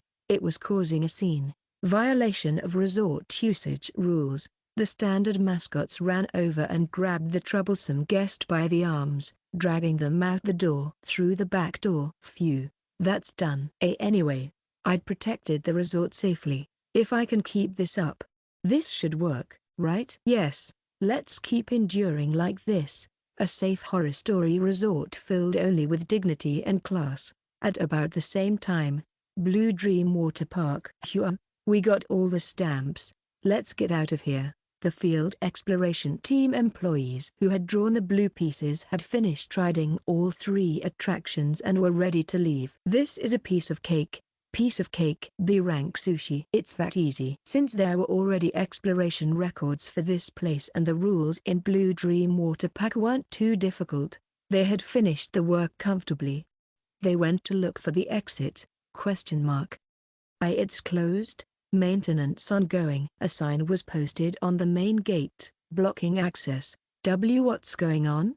Where should we go to get out? Perplexed, but very carefully, they addressed the blue mascot standing beside the gate. The mascot pointed in the direction. Thank you. They hurried away. Every time they passed a mascot, it raised its hand and pointed them the right way. So fucking kind. Wouldn't it be great if all the other darknesses were like this? As the 2 snickered, the lizard mask employee quietly watched his surroundings and followed. The path gradually led them to the outskirts, into a beautiful garden. Oh, this looks newly built. Smells like fresh paint. And at the end of the garden path, there was a gate. Beyond the gate, dazzling lights could be seen. At the end of a line of golden streetlights, there was a huge, gorgeous hotel-like building shining brilliantly. The field exploration team members instinctively realized, the yellow zone, that wasn't in the previous explorations. The blue mascot standing next to the gate quietly watched them, then held something out. Special lottery event. It was a board with thick, small slips of paper attached, covering their contents. The kind where you peel off a slip to see what's inside. The employees gulped. If it's here. Yeah, should be fine. This area was supposed to be a good place, so maybe they could get a useful item. That'd be a huge gain. Might as well take a shot at it. They figured they must be lucky, since they'd managed to avoid that monstrous security team employee today. And besides, they'd be leaving soon anyway. In the end, unable to resist their greed, they reached out and peeled off slips. Oh, I won. Oh dang, blank. And the one standing at the very back quietly reached out and peeled a slip off the board. IKNOWYOU. Lee Jae-eon looked up and met the gaze of the blue dragon mascot. They had once faced each other at Death Lane, but the mascot didn't stop him from taking part in the lottery. GOOD. So, Lee Jae-eon reached out and drew a slip. Winner. He accepted the prize that the mascot handed him. It was a coupon that looked like a printed ticket. Flower Golden Resort, Deluxe Room, 1 night accommodation voucher. Experience review required. He looked up at the Flower Golden Resort, its golden lights shining brilliantly. 173, Chapter 173. The first day of resort operations is proceeding smoothly. Though inside the mascot suit, I was sweating cold bullets. There are just too many problem guests. To be precise, they're not just problem guests, but the sort of terrifying, ominous beings you'd expect to see in a horror movie. 1 out of every 3 guests was like that. Please give me room 404. It absolutely has to be room 404, and never, ever come looking for me. Let's burn to death together. There sure are a lot of elevators here. And I'm starting to realize that it's honestly easier when they just make it this obvious. Because, gradually, the room service desk is getting flooded with bizarre requests. Calls that are hung up abruptly, pretending to desperately ask for help and then bursting out in wild laughter when you point out something strange and bizarre, incomprehensible tales of religious judgment day that no human could understand. Scary as hell. This is just a Neapolitan ghost story hotel. Save me. I'm going to lose it. Still, the only consolation is that today is almost over. It looks like today's check-ins will soon be finished. Let's check the results of the first day's opening after business ends. Looks like the theme park is nearing closing time too. Except for the night shift. The resort seems to close together with the theme park. Ahahahaha. Far outside the window, fireworks were going off. It seemed like the red zone, the Magic Bunny zone, had some horrific and fun parade, because I could hear guests gossiping in disappointment about having missed it. That insane red zone, I guess it's still operating just fine. For once, I'm glad mascots can't leave their own zones, and I realized something else. A significant number of these problematic guests coming to the resort has spent most of their time in the Magic Bunny zone. For example, even now, excuse me, I don't have eyes, and if I don't have eyes, I can't close my eyes, so I can't sleep, so there's no point in renting a room. Give me eyes. Eyes are, one moment, allow me to check our inventory. You have some, you have them, don't you? You're holding on to them. Huck. Get lost. I barely managed to rescue Jang Hao-woon, who was about to have his eyeballs yanked out, and chased that horrifying thing out the front door. Eyes. Eyes. That thing, with empty eye sockets blinking all over its body, wailed as it was forced out by a standard mascot's intimidation. The employee wearing the Harvest Mouse mask, working as a cleaner, was hunched up in a corner while half-heartedly sweeping as if wishing he could disappear from this place. It made sense. If I weren't wearing the mascot suit, I might have fainted, too. Can't I spot them ahead of time and just refuse them entry? I wanted to kick all the troublemakers out before they even made it inside. 3 more provisions had already been added to the staff work regulations because of this. As I was considering what method to use during a lull in check-in guests, a guest burst through the glass door. Save me. No, maybe it wasn't a guest. A field exploration team employee wearing a weasel mask spotted the ladybug-masked employee sitting at the room service call desk and sprinted over, clinging to him desperately. Assistant manager, please save me. I tried to go out through the gate, but I can't get out. Excuse me? I'm not sure what you mean. No matter what I do, I can't leave. I can't go back into the blue zone, either. I was told my ride ticket has already been used. Please save me. Please, please. I apologize, dear guest. The ladybug-masked staff politely disentangled himself and pointed toward the front desk. I'm not a concierge, so, if you have questions about the exit, please inquire at the front desk over there. The weasel-masked employee stiffened, creaked as he turned his head, and met my eyes. Welcome. Commehere. Don't worry, I'm an ally. But the weasel-masked staff tried to turn and run out the glass doors. No, if you do that, where do you plan to sleep? I mean, how did you even make it over here in the first place? Did you cross the gate without getting your ticket stamped? At that moment, exclamation mark. Just then, a guest entering the lobby grabbed hold of the fleeing weasel-masked employee. It's Section Chief Lee Jae-yeon. Ah, no, why is the squad leader here instead of leaving? Dragging the sobbing staff by the scruff of the neck, Section Chief Lee Jae-yeon strode up to the front desk and looked straight at me before greeting me. Hello. May I use this? He held out something like a small, rectangular paper badge. It was a lodging coupon. WHEREDIDYOUGETTHAT. The Blue Dream Water Pack mascot is handing them out as event prizes. Wow. Why would it do something like that? No. More importantly, was it even allowed to do that without permission? Absent-mindedly, I reached for the paperwork hidden under the front desk. The pen started moving on its own again. It seems like the Blue Dream mascot is holding an unauthorized experience review event. Is this meant to be a welcome gesture? It's almost an overreach, but since they're mascots from the same theme park, I decided to let it slide this time. Even though there was no such plan, it should at least help with publicizing the resort's opening. Is this really necessary? And it seems like that mascot pledged to personally cover the cost of all the lodging coupons issued.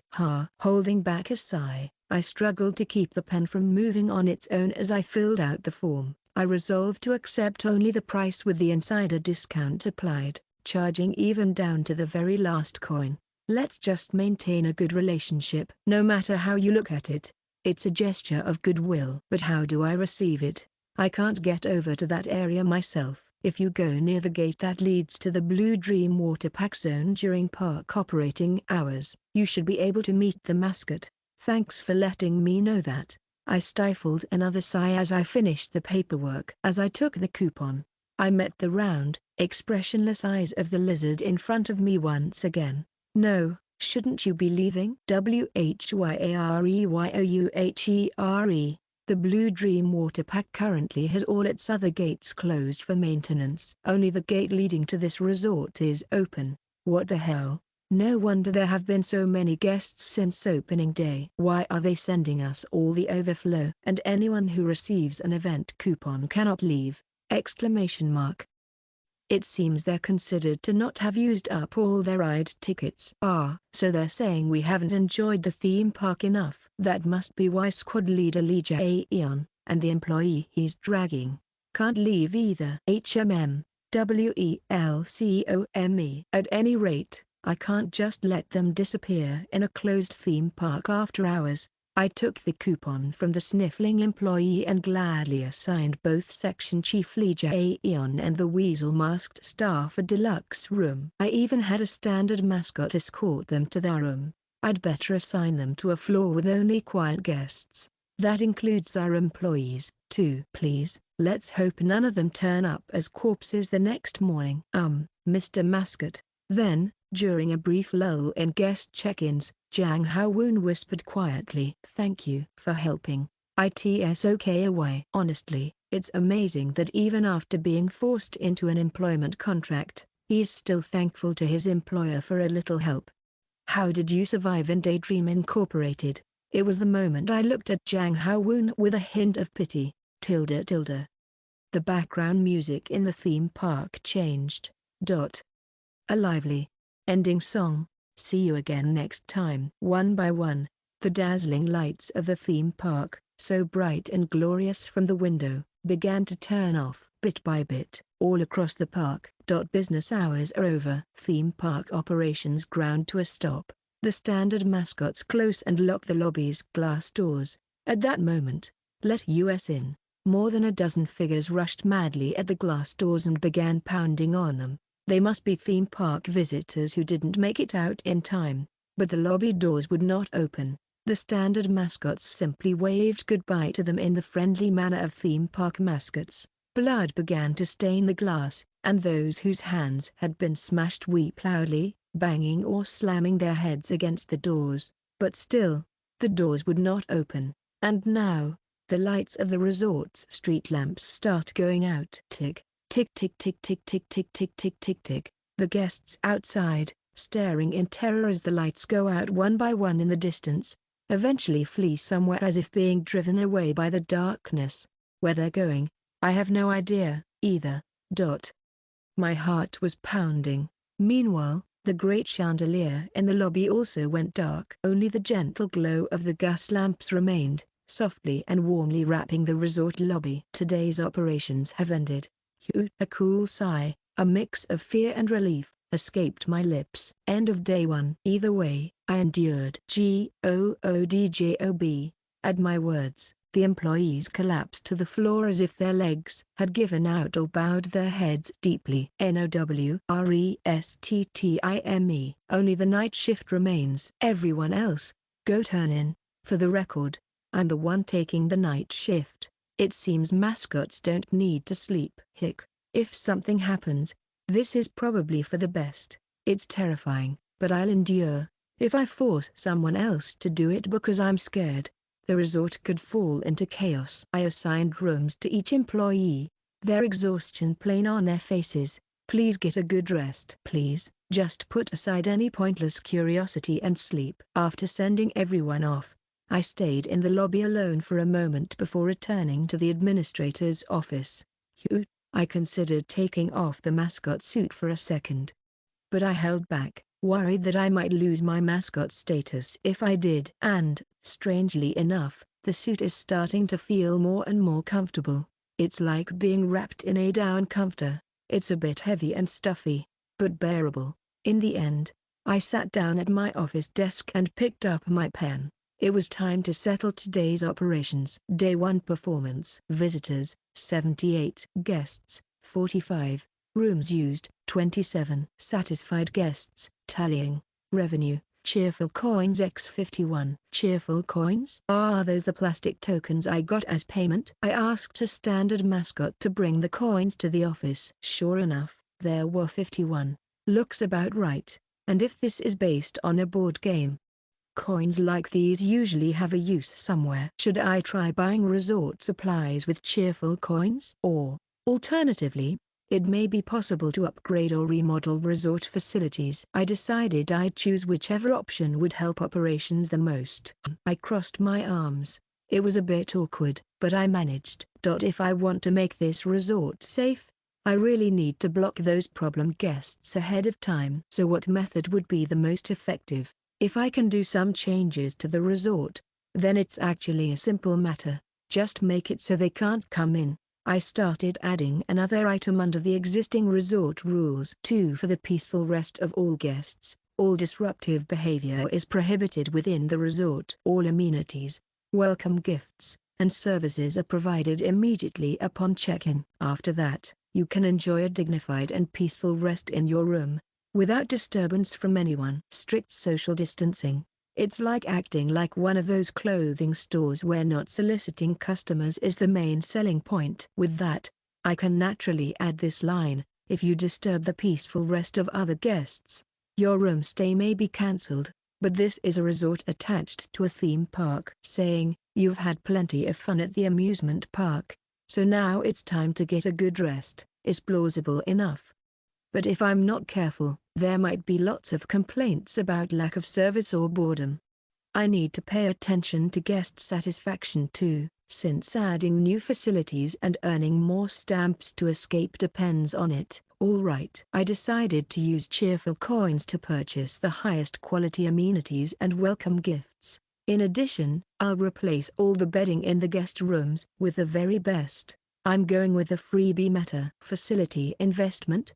That's for mascots who plan to run this place long term. For a mascot like me, who just wants to milk guest satisfaction as much as possible and bail, it's irrelevant. Let's just spend all the game money. Ha ha ha ha ha. But where am I supposed to find more staff? Seriously. Even the people who used coupons to check in today are all going to run away tomorrow unless they're crazy. There's no answer. For now, I'll just focus on picking out supplies. And so, the night shift hours passed by. Less than an hour before Kim Solium's frenzied shopping spree for supplies, Lee Jae-eon took the antique wooden elevator up in Flower Golden Resort and was assigned a room on the 3rd floor. The standard mascot who'd guided him opened the door for him, then waved a few times in a somewhat friendly manner before politely disappearing. And so he was left alone in the room. As is often the case with hotel-style accommodations, it was a bit narrow, but fitting for a theme park. It was a Baroque-style, atmospheric room. Brass decorations and glass ornaments faintly reflected the dim light. He passed by the crystal stand lamp and headed for the bed. On the nightstand was a beautiful information sheet, engraved with golden flowers. Information guide for guest, Lizard. We sincerely welcome you, our valued guest, to Flower Golden Resort, a fantastic place of rest. To help ensure your comfortable and pleasant experience, we have prepared a simple resort information guide. We hope you enjoy all the delights this resort has to offer. Beneath that was item number 1, which could be summed up as a request to be polite and respectful. And then Lee Jae-yeon's gaze drifted downward on the information sheet. A second item was being added in real time. 2. For the peaceful rest of all guests, all disruptive behavior is prohibited within the resort.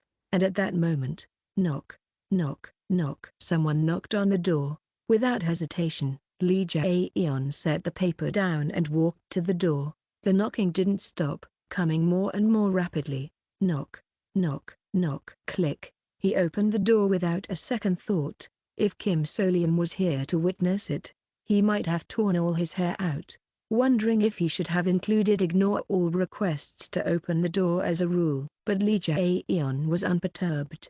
And the person standing outside his room was good evening, sir. The employee wearing the bison mask, Jang Ha-woon. Though his shift was over and he'd changed out of his uniform and back into a suit, the gold bootie was still tucked into the breast pocket of his jacket. He glanced nervously and anxiously down the hallway, but quickly spoke up again. Sorry for the sudden visit, Section Chief.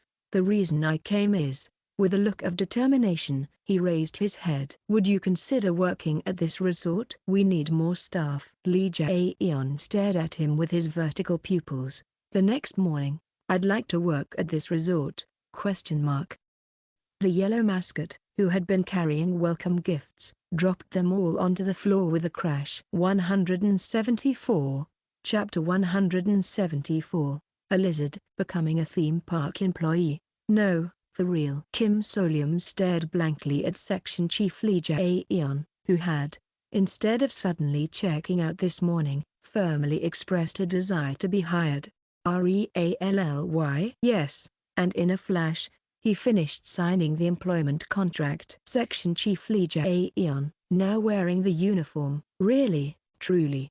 It suits him. With that lizard appearance, he genuinely looked the part of a theme park employee. Is it over there? Yes, naturally assigned to security. Section Chief Lee Jae-yeon ended up working near the main entrance. Please take care of getting rid of the problem guests. By the way, standing next to him, Jang Ha-woon was staring awkwardly at the suite room voucher in his hand. That's right. I'd already heard it was all Jang Ha-woon's doing. To tell you the truth, last night I went to see Section Chief Lizard and asked him for help. We're short on staff at the resort, and we can't leave. And so, Jang Ha-woon was promoted to HR manager? So it was a multi-level promotion structure, but since everyone was just trying to get through and escape, nobody cared. However, Kim So-leum couldn't shake a faint sense of dissonance. How did he know that more staff were needed to escape the resort? Oh, well, it just seemed natural. I figured since we needed 3 employees to run the resort and get a stamp, the next requirement would be similar. That is, that we'd need more manpower. It was quite the deduction, but the strange feeling lingered, so Kim So-leum decided to remember it. Anyway, it's a good thing. If it's Section Chief Lee Jae-yeon, it's not strange for a human being with such values, well, alien, but still, to step in for the sake of everyone's survival. Just like that, they were a step closer to escaping. However, there was someone watching this with growing anxiety. Damn it! Ladybug's started around. Now that a manual had appeared for dealing with the crazy room service requests, making the job a little more doable, he started plotting something else. Standing out in a ghost story is always dangerous, but falling behind and getting left out of success is also a direct survival problem. He looked at Jang Ha-woon in the bison mask and barely held back a curse. Isn't he just trying to save only himself? Ghost stories where only those who meet some bizarre criteria survive are practically a cliché. No way. In the end, he convinced the weasel-masked employee who'd come during checkout time, through lies and veiled threats, to sign an employment contract. The things he said were along the lines of, if you don't become staff, You can't leave. That's why Section Chief Lizard is working here, too. Terrified, the weasel-masked employee, on the verge of panic, approached the mascot. This is it. Ladybug was secretly hoping he'd be promoted to YOUMAYGO, but the yellow mascot simply told employee Weasel he could leave. After staring intently for a moment, just thump. Shit. Does that mean I'm useless? Still, since Weasel managed to get hired by clinging on, he was somewhat satisfied. Looks like we have another guinea pig. Phew. At that moment, the standard mascots suddenly appeared and began installing something in the center of the lobby. LOOK, a giant capsule machine had appeared in the middle of the lobby. For a moment, Ladybug forgot to say anything and just stared blankly at the dazzling, glittering glass ornament that looked like a gigantic Christmas tree.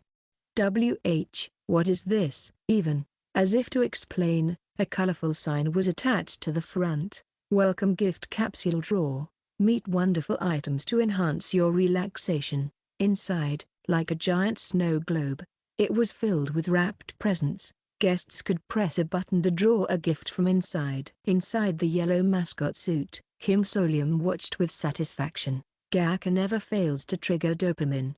Incidentally, the special gifts were wrapped in gold, and if you drew one, your room was upgraded to the top floor suite. And besides, there weren't any blanks. Every prize was a good one, so there's no way people wouldn't like it. Ha ha ha. Take this, and just have a nice, quiet stay in your rooms. Please. The yellow mascot threw out bribes like confetti in all directions. Oh my, it's so sparkly. I love sparkly things. Can I draw one? YESGIFT. And that wasn't the end. For each guest, for whatever reason, room upgrades were being handed out. What is this? Truly a giveaway-style operation. Ladybug looked at the mascot in confusion and bewilderment, and realized, is this a ploy to charm guests and pressure them into lingering at the theme park, to raise its own status as the resort's owner? No, it's not. Kim Solium, who was running this as a variety show-style board game, betting all the coins on escape, looked at the guests with satisfaction. Incidentally, starting today, there was even a sign right on the lobby's glass door, a space for tranquil rest. It seemed to work, as some problem guests were getting screened out right at the entrance. Good. The yellow mascot let out a sigh of relief, picturing a pretty decent future. It felt like they were finally getting a handle on how to run the resort on day 2. But, just before closing that day, an unexpected incident began to unfold. I looked at the prospective staff in front of me. No, at a hopeful guest who had run out of money. The person, whose eyes were sunken but who still looked human, anxiously rummaged through their pockets, then began to sob. I don't have any. I don't have any money. Oh. I held out my hand in welcome and spoke kindly. THENWORK. Labor counts too. Hey eek. But instead, the person bolted for the front entrance. I was even planning to let them camp out in the lobby. I could only hope that they'd hurry up and leave the park before business hours were over. I clicked my tongue and looked at my front paw. Recruiting even one last person. It's hard. Failed to hire in lieu of lodging fee. Still, I figured if I kept at it, at least one more person would get roped in. How much longer will it take? I was starting to feel a little anxious at how much time it was taking, but I suppressed it. This isn't the time to panic in fear. I am a mascot right now, and then, see you again next time. It's closing time again. Theme park operations have ended. End of day 2. It's the resort. The last guests rushed in through the doors, and the standard mascots began to prepare to close, lining up on both sides. Section Chief Leja Aeon was apparently still being trained, as the standard mascot wielding the baton had him standing behind, giving instructions. The chief is a rookie. As I was thinking about how it was a rather amusing sight, at that moment, thud! Someone forcefully pushed through the glass doors and appeared in the lobby. Welko, Hayek. Next to me, I heard Jang Hao-woon gasp and struggle not to throw up. I also, at first, thought it was a monster. A lump of flesh with human arms sprouting in place of its own, but on closer inspection, It was a small person dragging two others along by each hand. You could have called it a gruesome sight, if what they were holding in both arms hadn't been corpses, with every limb broken and heads smashed, dragged along like trash. Harvest Mouse, who had been cleaning, clapped a hand over his mouth. This was pure fear, not of the supernatural, but a primal terror for survival. Leaving two thick trails of blood behind, it barreled through the other guests and approached the front desk at terrifying speed. Wait. Instead of fear, a strange emotion welled up, displeasure. You shouldn't cut in line, isn't that quite rude? And what reason is there for blatantly dirtying the floor like that? If they'd left the corpses in the lobby, or asked the standard mascots, they would have been courteously ushered. How lacking in class. This does not suit our resort. The standard mascots and I all stared at it together. However, this odd and sudden displeasure vanished the moment our eyes met at the front desk. The small, blood-soaked figure, gasping for breath, looked up at me at the front desk. One room, please. A dolphin mask. It was Supervisor Lee Sung-ae of the elite team. Why are you here? Weren't you supposed to have left yesterday? Why are you still here? And more than that, how did you even survive the night in the closed theme park? Dragging two dead bodies behind you.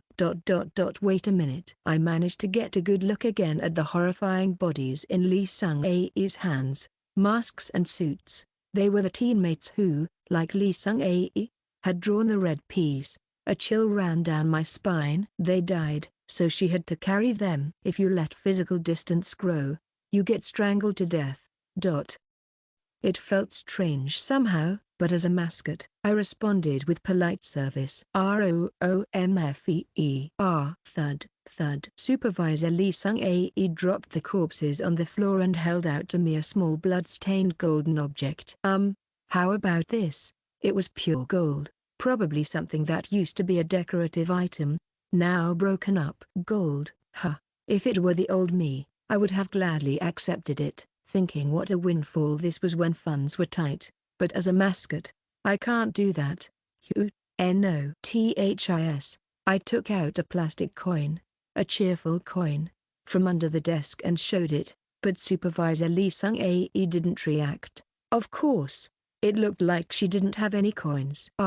In that case, THENWANTTOWORK. Maybe it'll work this time. I nervously watched her mouth. Lee Sung-ae opened her mouth. Sure. Wow, but both of my legs are fractured, so. Is it okay if I do a desk job? Hee. How can you say that so cheerfully? Now that I look, she probably cut the line because she could barely move, not out of any awareness of others. In any case, she really needs to rest for now. I'll ask for the details tomorrow. I quickly handed over the employment contract, and Lee Sung-ae carefully read through it. But there's no salary clause? Right. From an employee's perspective, that's the most important part. Things have just been so hectic. We built this resort out of ruins and started normal business in half a day. After all, JUSTAMOMENT. I quickly scribbled on the back of the employment contract. The employee is entitled to guaranteed accommodation while working at this resort. And on top of that, furthermore, if the employee works until all 3 resort facilities are operating successfully, they may take one item of their choice from the souvenir shop that will open in the future. That way, you can at least get an item. It's worth a try. I don't know if a real souvenir shop will ever open, but given what happened in other theme park zones, it was a reasonable guess. Oh, nice. Supervisor Lee Sung-ae checked every line, then cheerfully signed her name after receiving the pen. Employee, Dolphin. At that moment, something amazing happened. The traces of blood vanished from Lee Sung-ae's body, a clean uniform covered her, and her messy, tangled hair was neatly tied back over the most badly injured body parts. Buckles or stickers in the style of the mascot appeared, adding the kind of decoration you would expect from a theme park employee. As if it were magic. Supervisor Lee Sung-ae bounced on the spot and raised both hands. My body feels light. That's a relief. It seems it's not just about putting on the uniform, but about giving you the appearance of an employee so you can work properly. Good. Now, since I have to process the next guests, I was about to show Supervisor Lee Sung-ae to her room.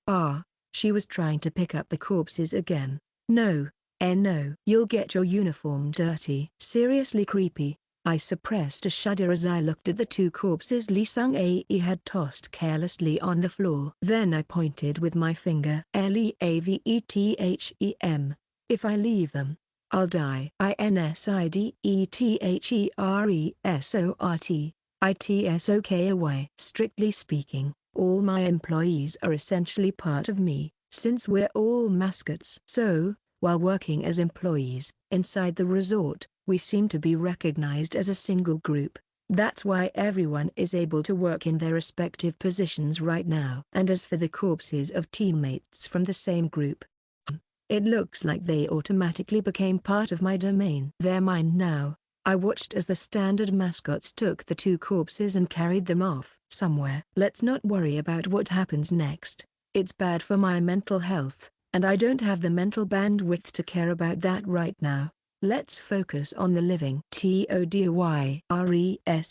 I handed Lee Sung-ae a welcome gift I hadn't yet put in the machine. It was a golden flower-scented candle that cures insomnia. Oh, she watched the tiny flame in the air, tracing the shape of a golden flower, and soon smiled softly. You're such a good mascot. Thankyou. Lee Sung-ae raised both fists into the air. It looked like a dolphin doing a cheer. So, where do I work starting tomorrow? Well, about that.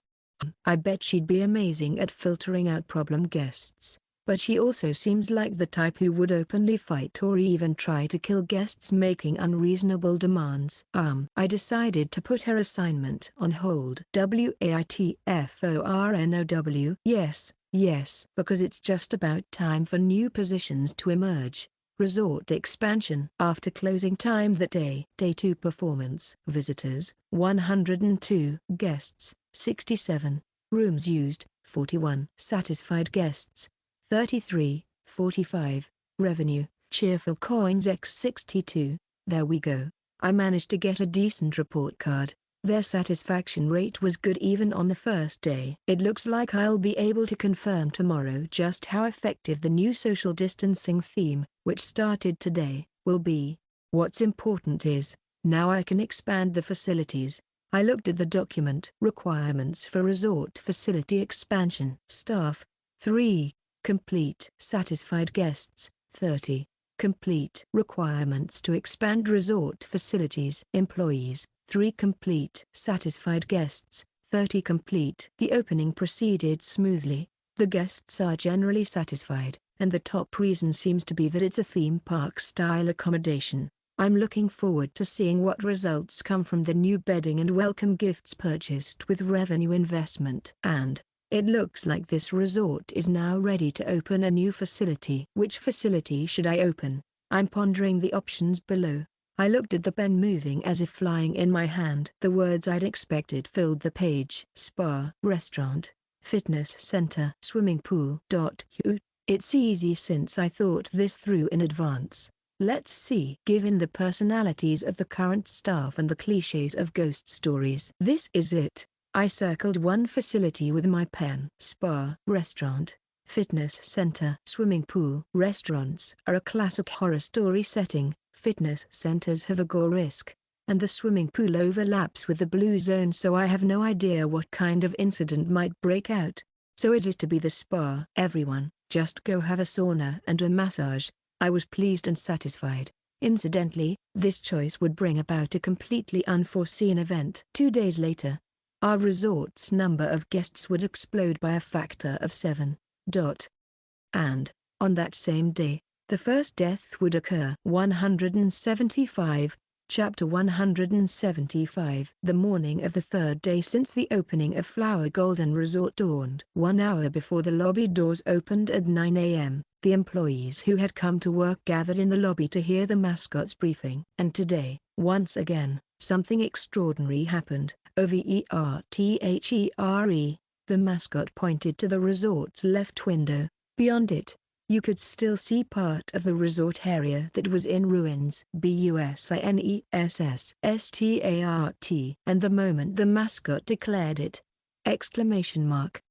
The ruins beyond the window began to reconstruct themselves. Broken glass swirled together to form a dome, with gold accents glittering in the seams. Inside, it's filled with dazzling golden flowers. Steam rose from above, and a glass hallway extended from the resort building, breaking through the window and forming a door that connected them. Standard mascots rushed out and put up an elegant sign overhead, "Healing Golden Spa." All the staff widened their eyes at the golden glass greenhouse. From this view, it looked like a marvelous place straight out of a fairy tale. But it was not meant for humans. If a human entered with no information and tried to enjoy the spa, goes missing, bones removed from all limbs, later found in the recycling area, such horrific endings would fit perfectly here. Even the oils used were like that. The spa's featured oils were carefully selected from the finest ingredients: sun orange, grape, fig, Everfarm's apple juice, blood of 18-year-old from Mount Como, vascular juice of bipedal primates, and so on. Recalling the sample spa introduction with such phrases, Kim Solium felt lightheaded. It's the perfect place to die. So after much thought, he introduced an emergency measure. That was automation. At Healing Golden Spa, all massages are performed by highly professional, self-aware plants, customized for each guest. Every massage at this spa was now done automatically by these bizarre greenhouse installations. Kim Solium had poured coins into the place to sever any possible connection between this perilous facility and the staff. In the process, the spa only became more grotesque, but there were no regrets. No more new Neapolitan-style ghost story rules, please. The theme of guaranteed private rest for our valued guests proved useful once again. For the record, the leftover coins were all scraped together and spent to replace the beds with top-quality furniture to match the upgraded bedding in the resort rooms. An investment with no regard for profitability. Be satisfied with your rooms, so you never leave for the lobby or hallway. It was all about minimizing foot traffic and eliminating variables. In truth, the goal was no different from an exorcistic seal. The mascots struggled to keep the work rules from ballooning to rule number 20 was tear-inducing. The yellow mascot stifled a sigh and finally assigned the new employees their new duties. First, Supervisor Lee Sung-ae in the dolphin mask was put at the spa's reservation desk. Okay, understood. Next, Weasel was assigned as the spa lounge cleaner. Why yes. Still not fully back to his senses, Weasel nodded repeatedly and quickly bowed his head as he hurried off in that direction. And there was one employee watching all this closely. Ladybug Mask. He was just realizing something on his own.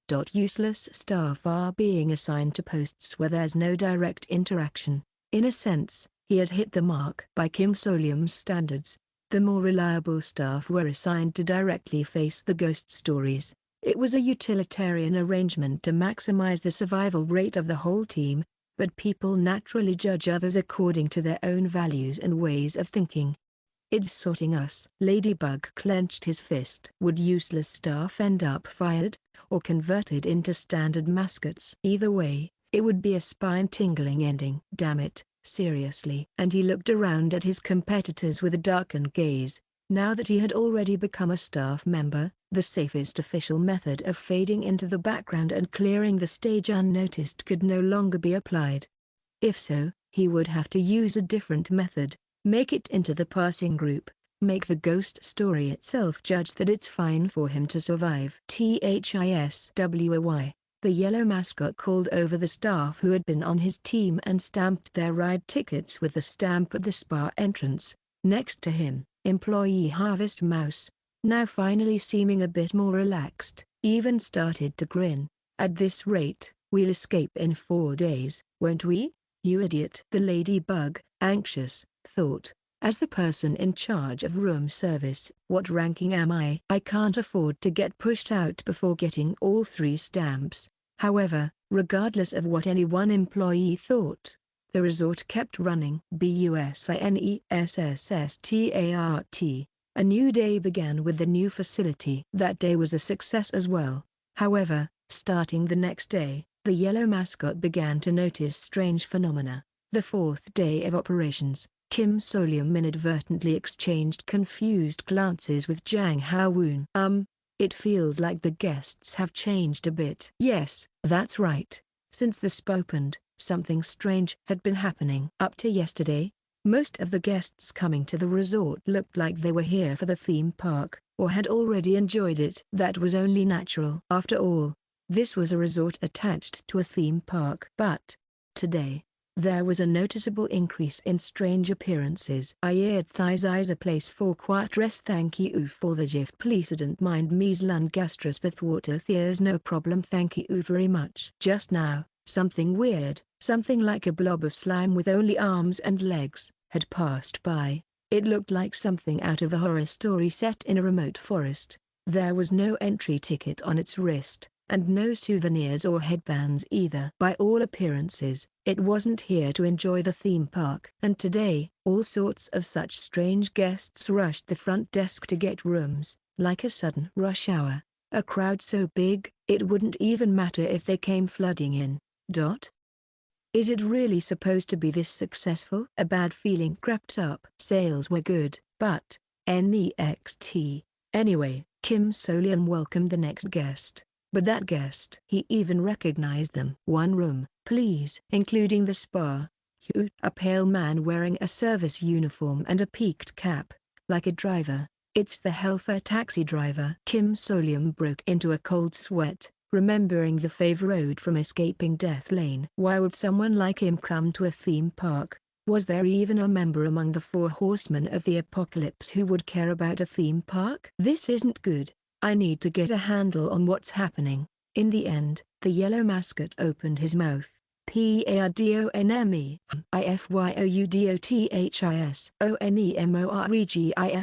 Kim So-leum hurriedly put together a survey. How did you find us?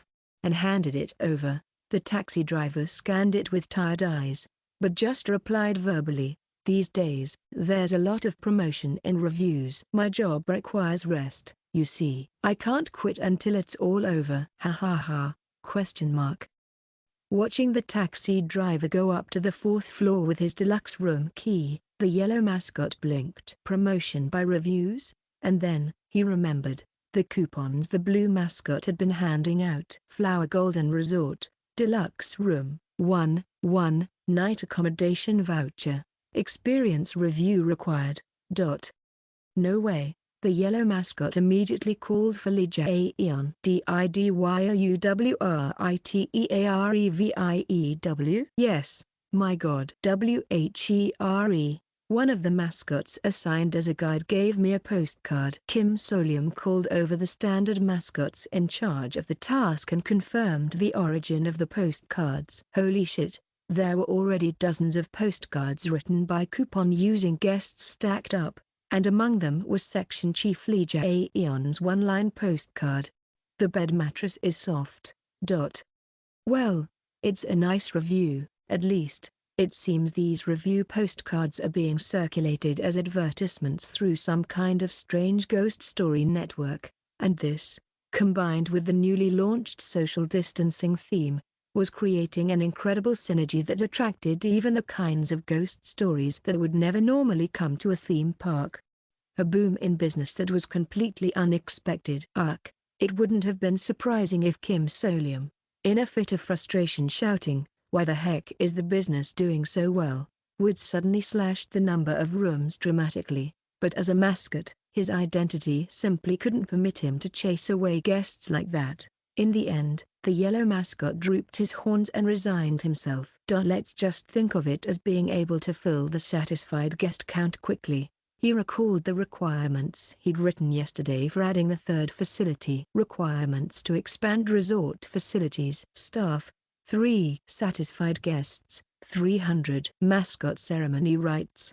The required number of guests had increased exactly tenfold. And now there was even a suspicious ceremony that needed to be held. Still, I guess I should be relieved that the number of extra staff needed is still only 3. Anyway, with guests flooding in, there was no need to worry about filling the guest count. Is there a problem? Section Chief Lee Jae-yeon asked. seeing the yellow mascot with his horns drooping. Of course, the mascot had no reason or guts to get mad at the alien lizard who'd simply written a good review as asked. No. The yellow mascot patted the lizard's back. GOODJOB?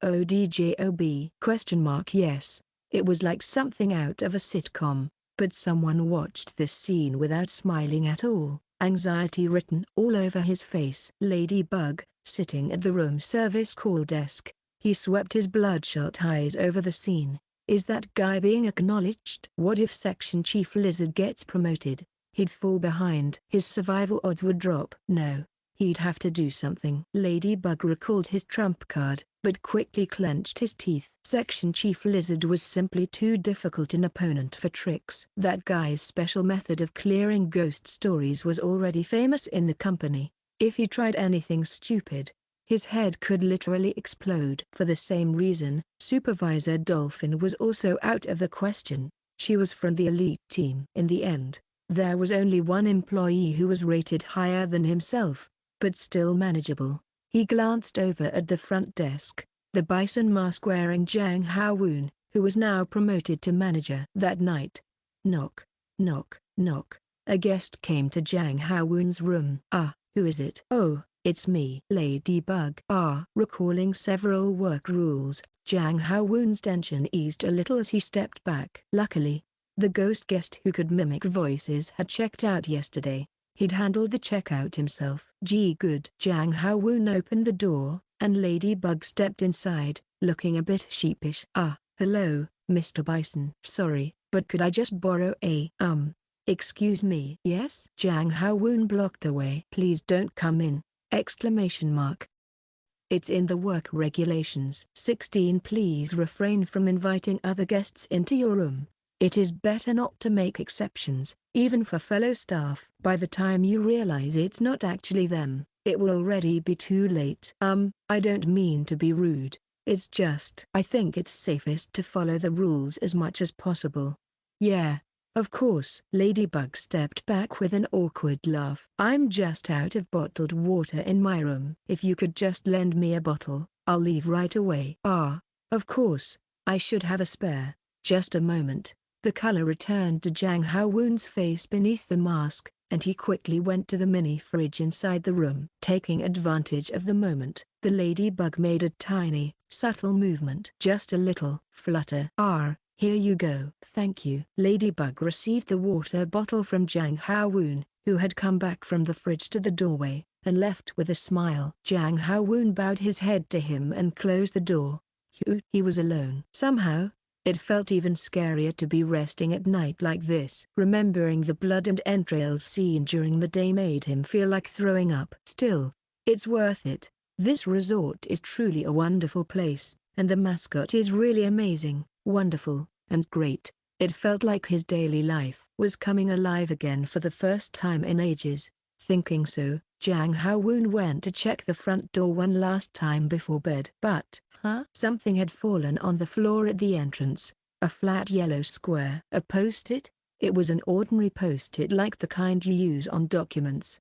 It seemed like the cleaning mascot or ladybug must have dropped it while cleaning. And since it was yellow, Jang Ha-woon smiled unconsciously. So fitting for this place. It was closer to yellow than gold, but at any rate, he picked up the note. The front side of the post-it, which had landed face down, was revealed. What to do? So young. What a pity. Boo-hoo-hoo-hoo-hoo. Jang Ha-woon froze. With trembling hands, he peeled the post-it off.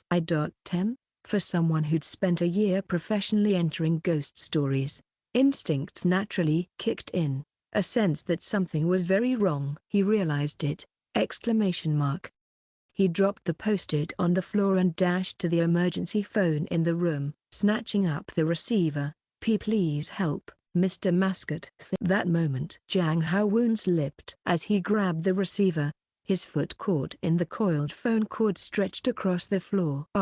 And then, thud. Unluckily, his head struck the nightstand by the bed. Unluckily, the yellow mascot had recently replaced all the beds and nightstands with sturdy oak to match the luxury bedding. Unluckily, as his head struck, Jang Ha-woon was concussed and crashed hard against the nightstand. Unluckily, as his hand swept the nightstand, He knocked down the crystal lamp, shattering it to pieces. Unluckily, one of the jagged shards bounced off the wall and stabbed him straight in the spine! He tried to reach behind him, but it was already over. Thunk. He collapsed to the floor, and did not rise again. That was how Jiang Haowen died, without even a single scream. Unluckily, room 303 was awash in blood. I stared blankly at Jiang Haowen, collapsed on the floor, with a pale face, his neck and below shredded by crystal shards. Dead. Looks like he broke a work rule. TSK. A few employees, summoned suddenly at dawn, murmured in the background. These people were accustomed to death. After that first time witnessing a scream, they'd gotten used to it. Now it was like nothing to them. Like a true alumni of the round-off team, he was dismissed with a simple guess he just messed up. But I had already found something at the entrance. In my hand was a crumpled item that had lost all effect. A post-it note. I know this item. It's a horrible, classic curse item listed in the Delusion Home Shopping Network.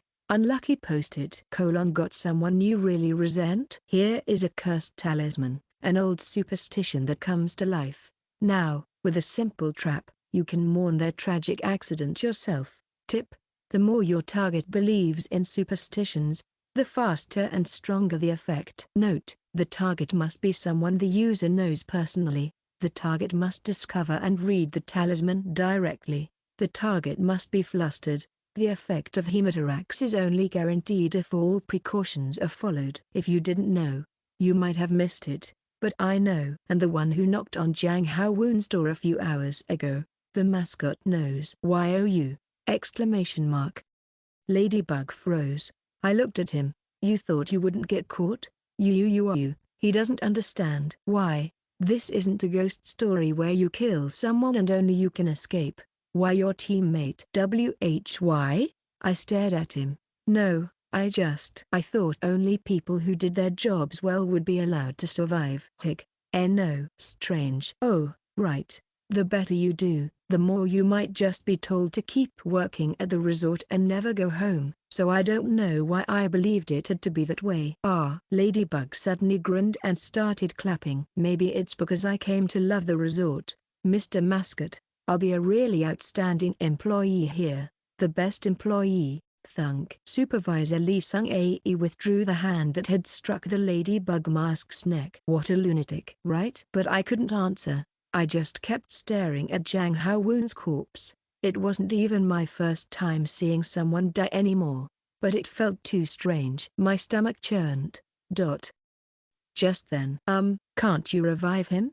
What kind of crazy talk is that? It's not like I have a wish ticket. But Supervisor Lee Sung-ae pointed to her arms and legs. The parts were now adorned with resort staff accessories and knickknacks instead of wounds. You fixed me too, didn't you? A mascot can do anything in their own zone, right? And staff are part of that zone? It flashed through my mind, reflexively, the thought I'd had a few days ago, when I'd seen the corpses Lee Sung-ae had dragged in. It feels like even the corpses naturally became my subordinates. Can't you fix the staff too? Like resort facilities? Could it be? The yellow mascot opened its mouth. GETUP. The dead Jiang Haowen's body began to rise from the head up! His pale face, dripping blood and entrails, remained unchanged. Ignoring the scream, I stared at Jiang Haowen's corpse. LETSWORK. For that, I had to make him presentable for work!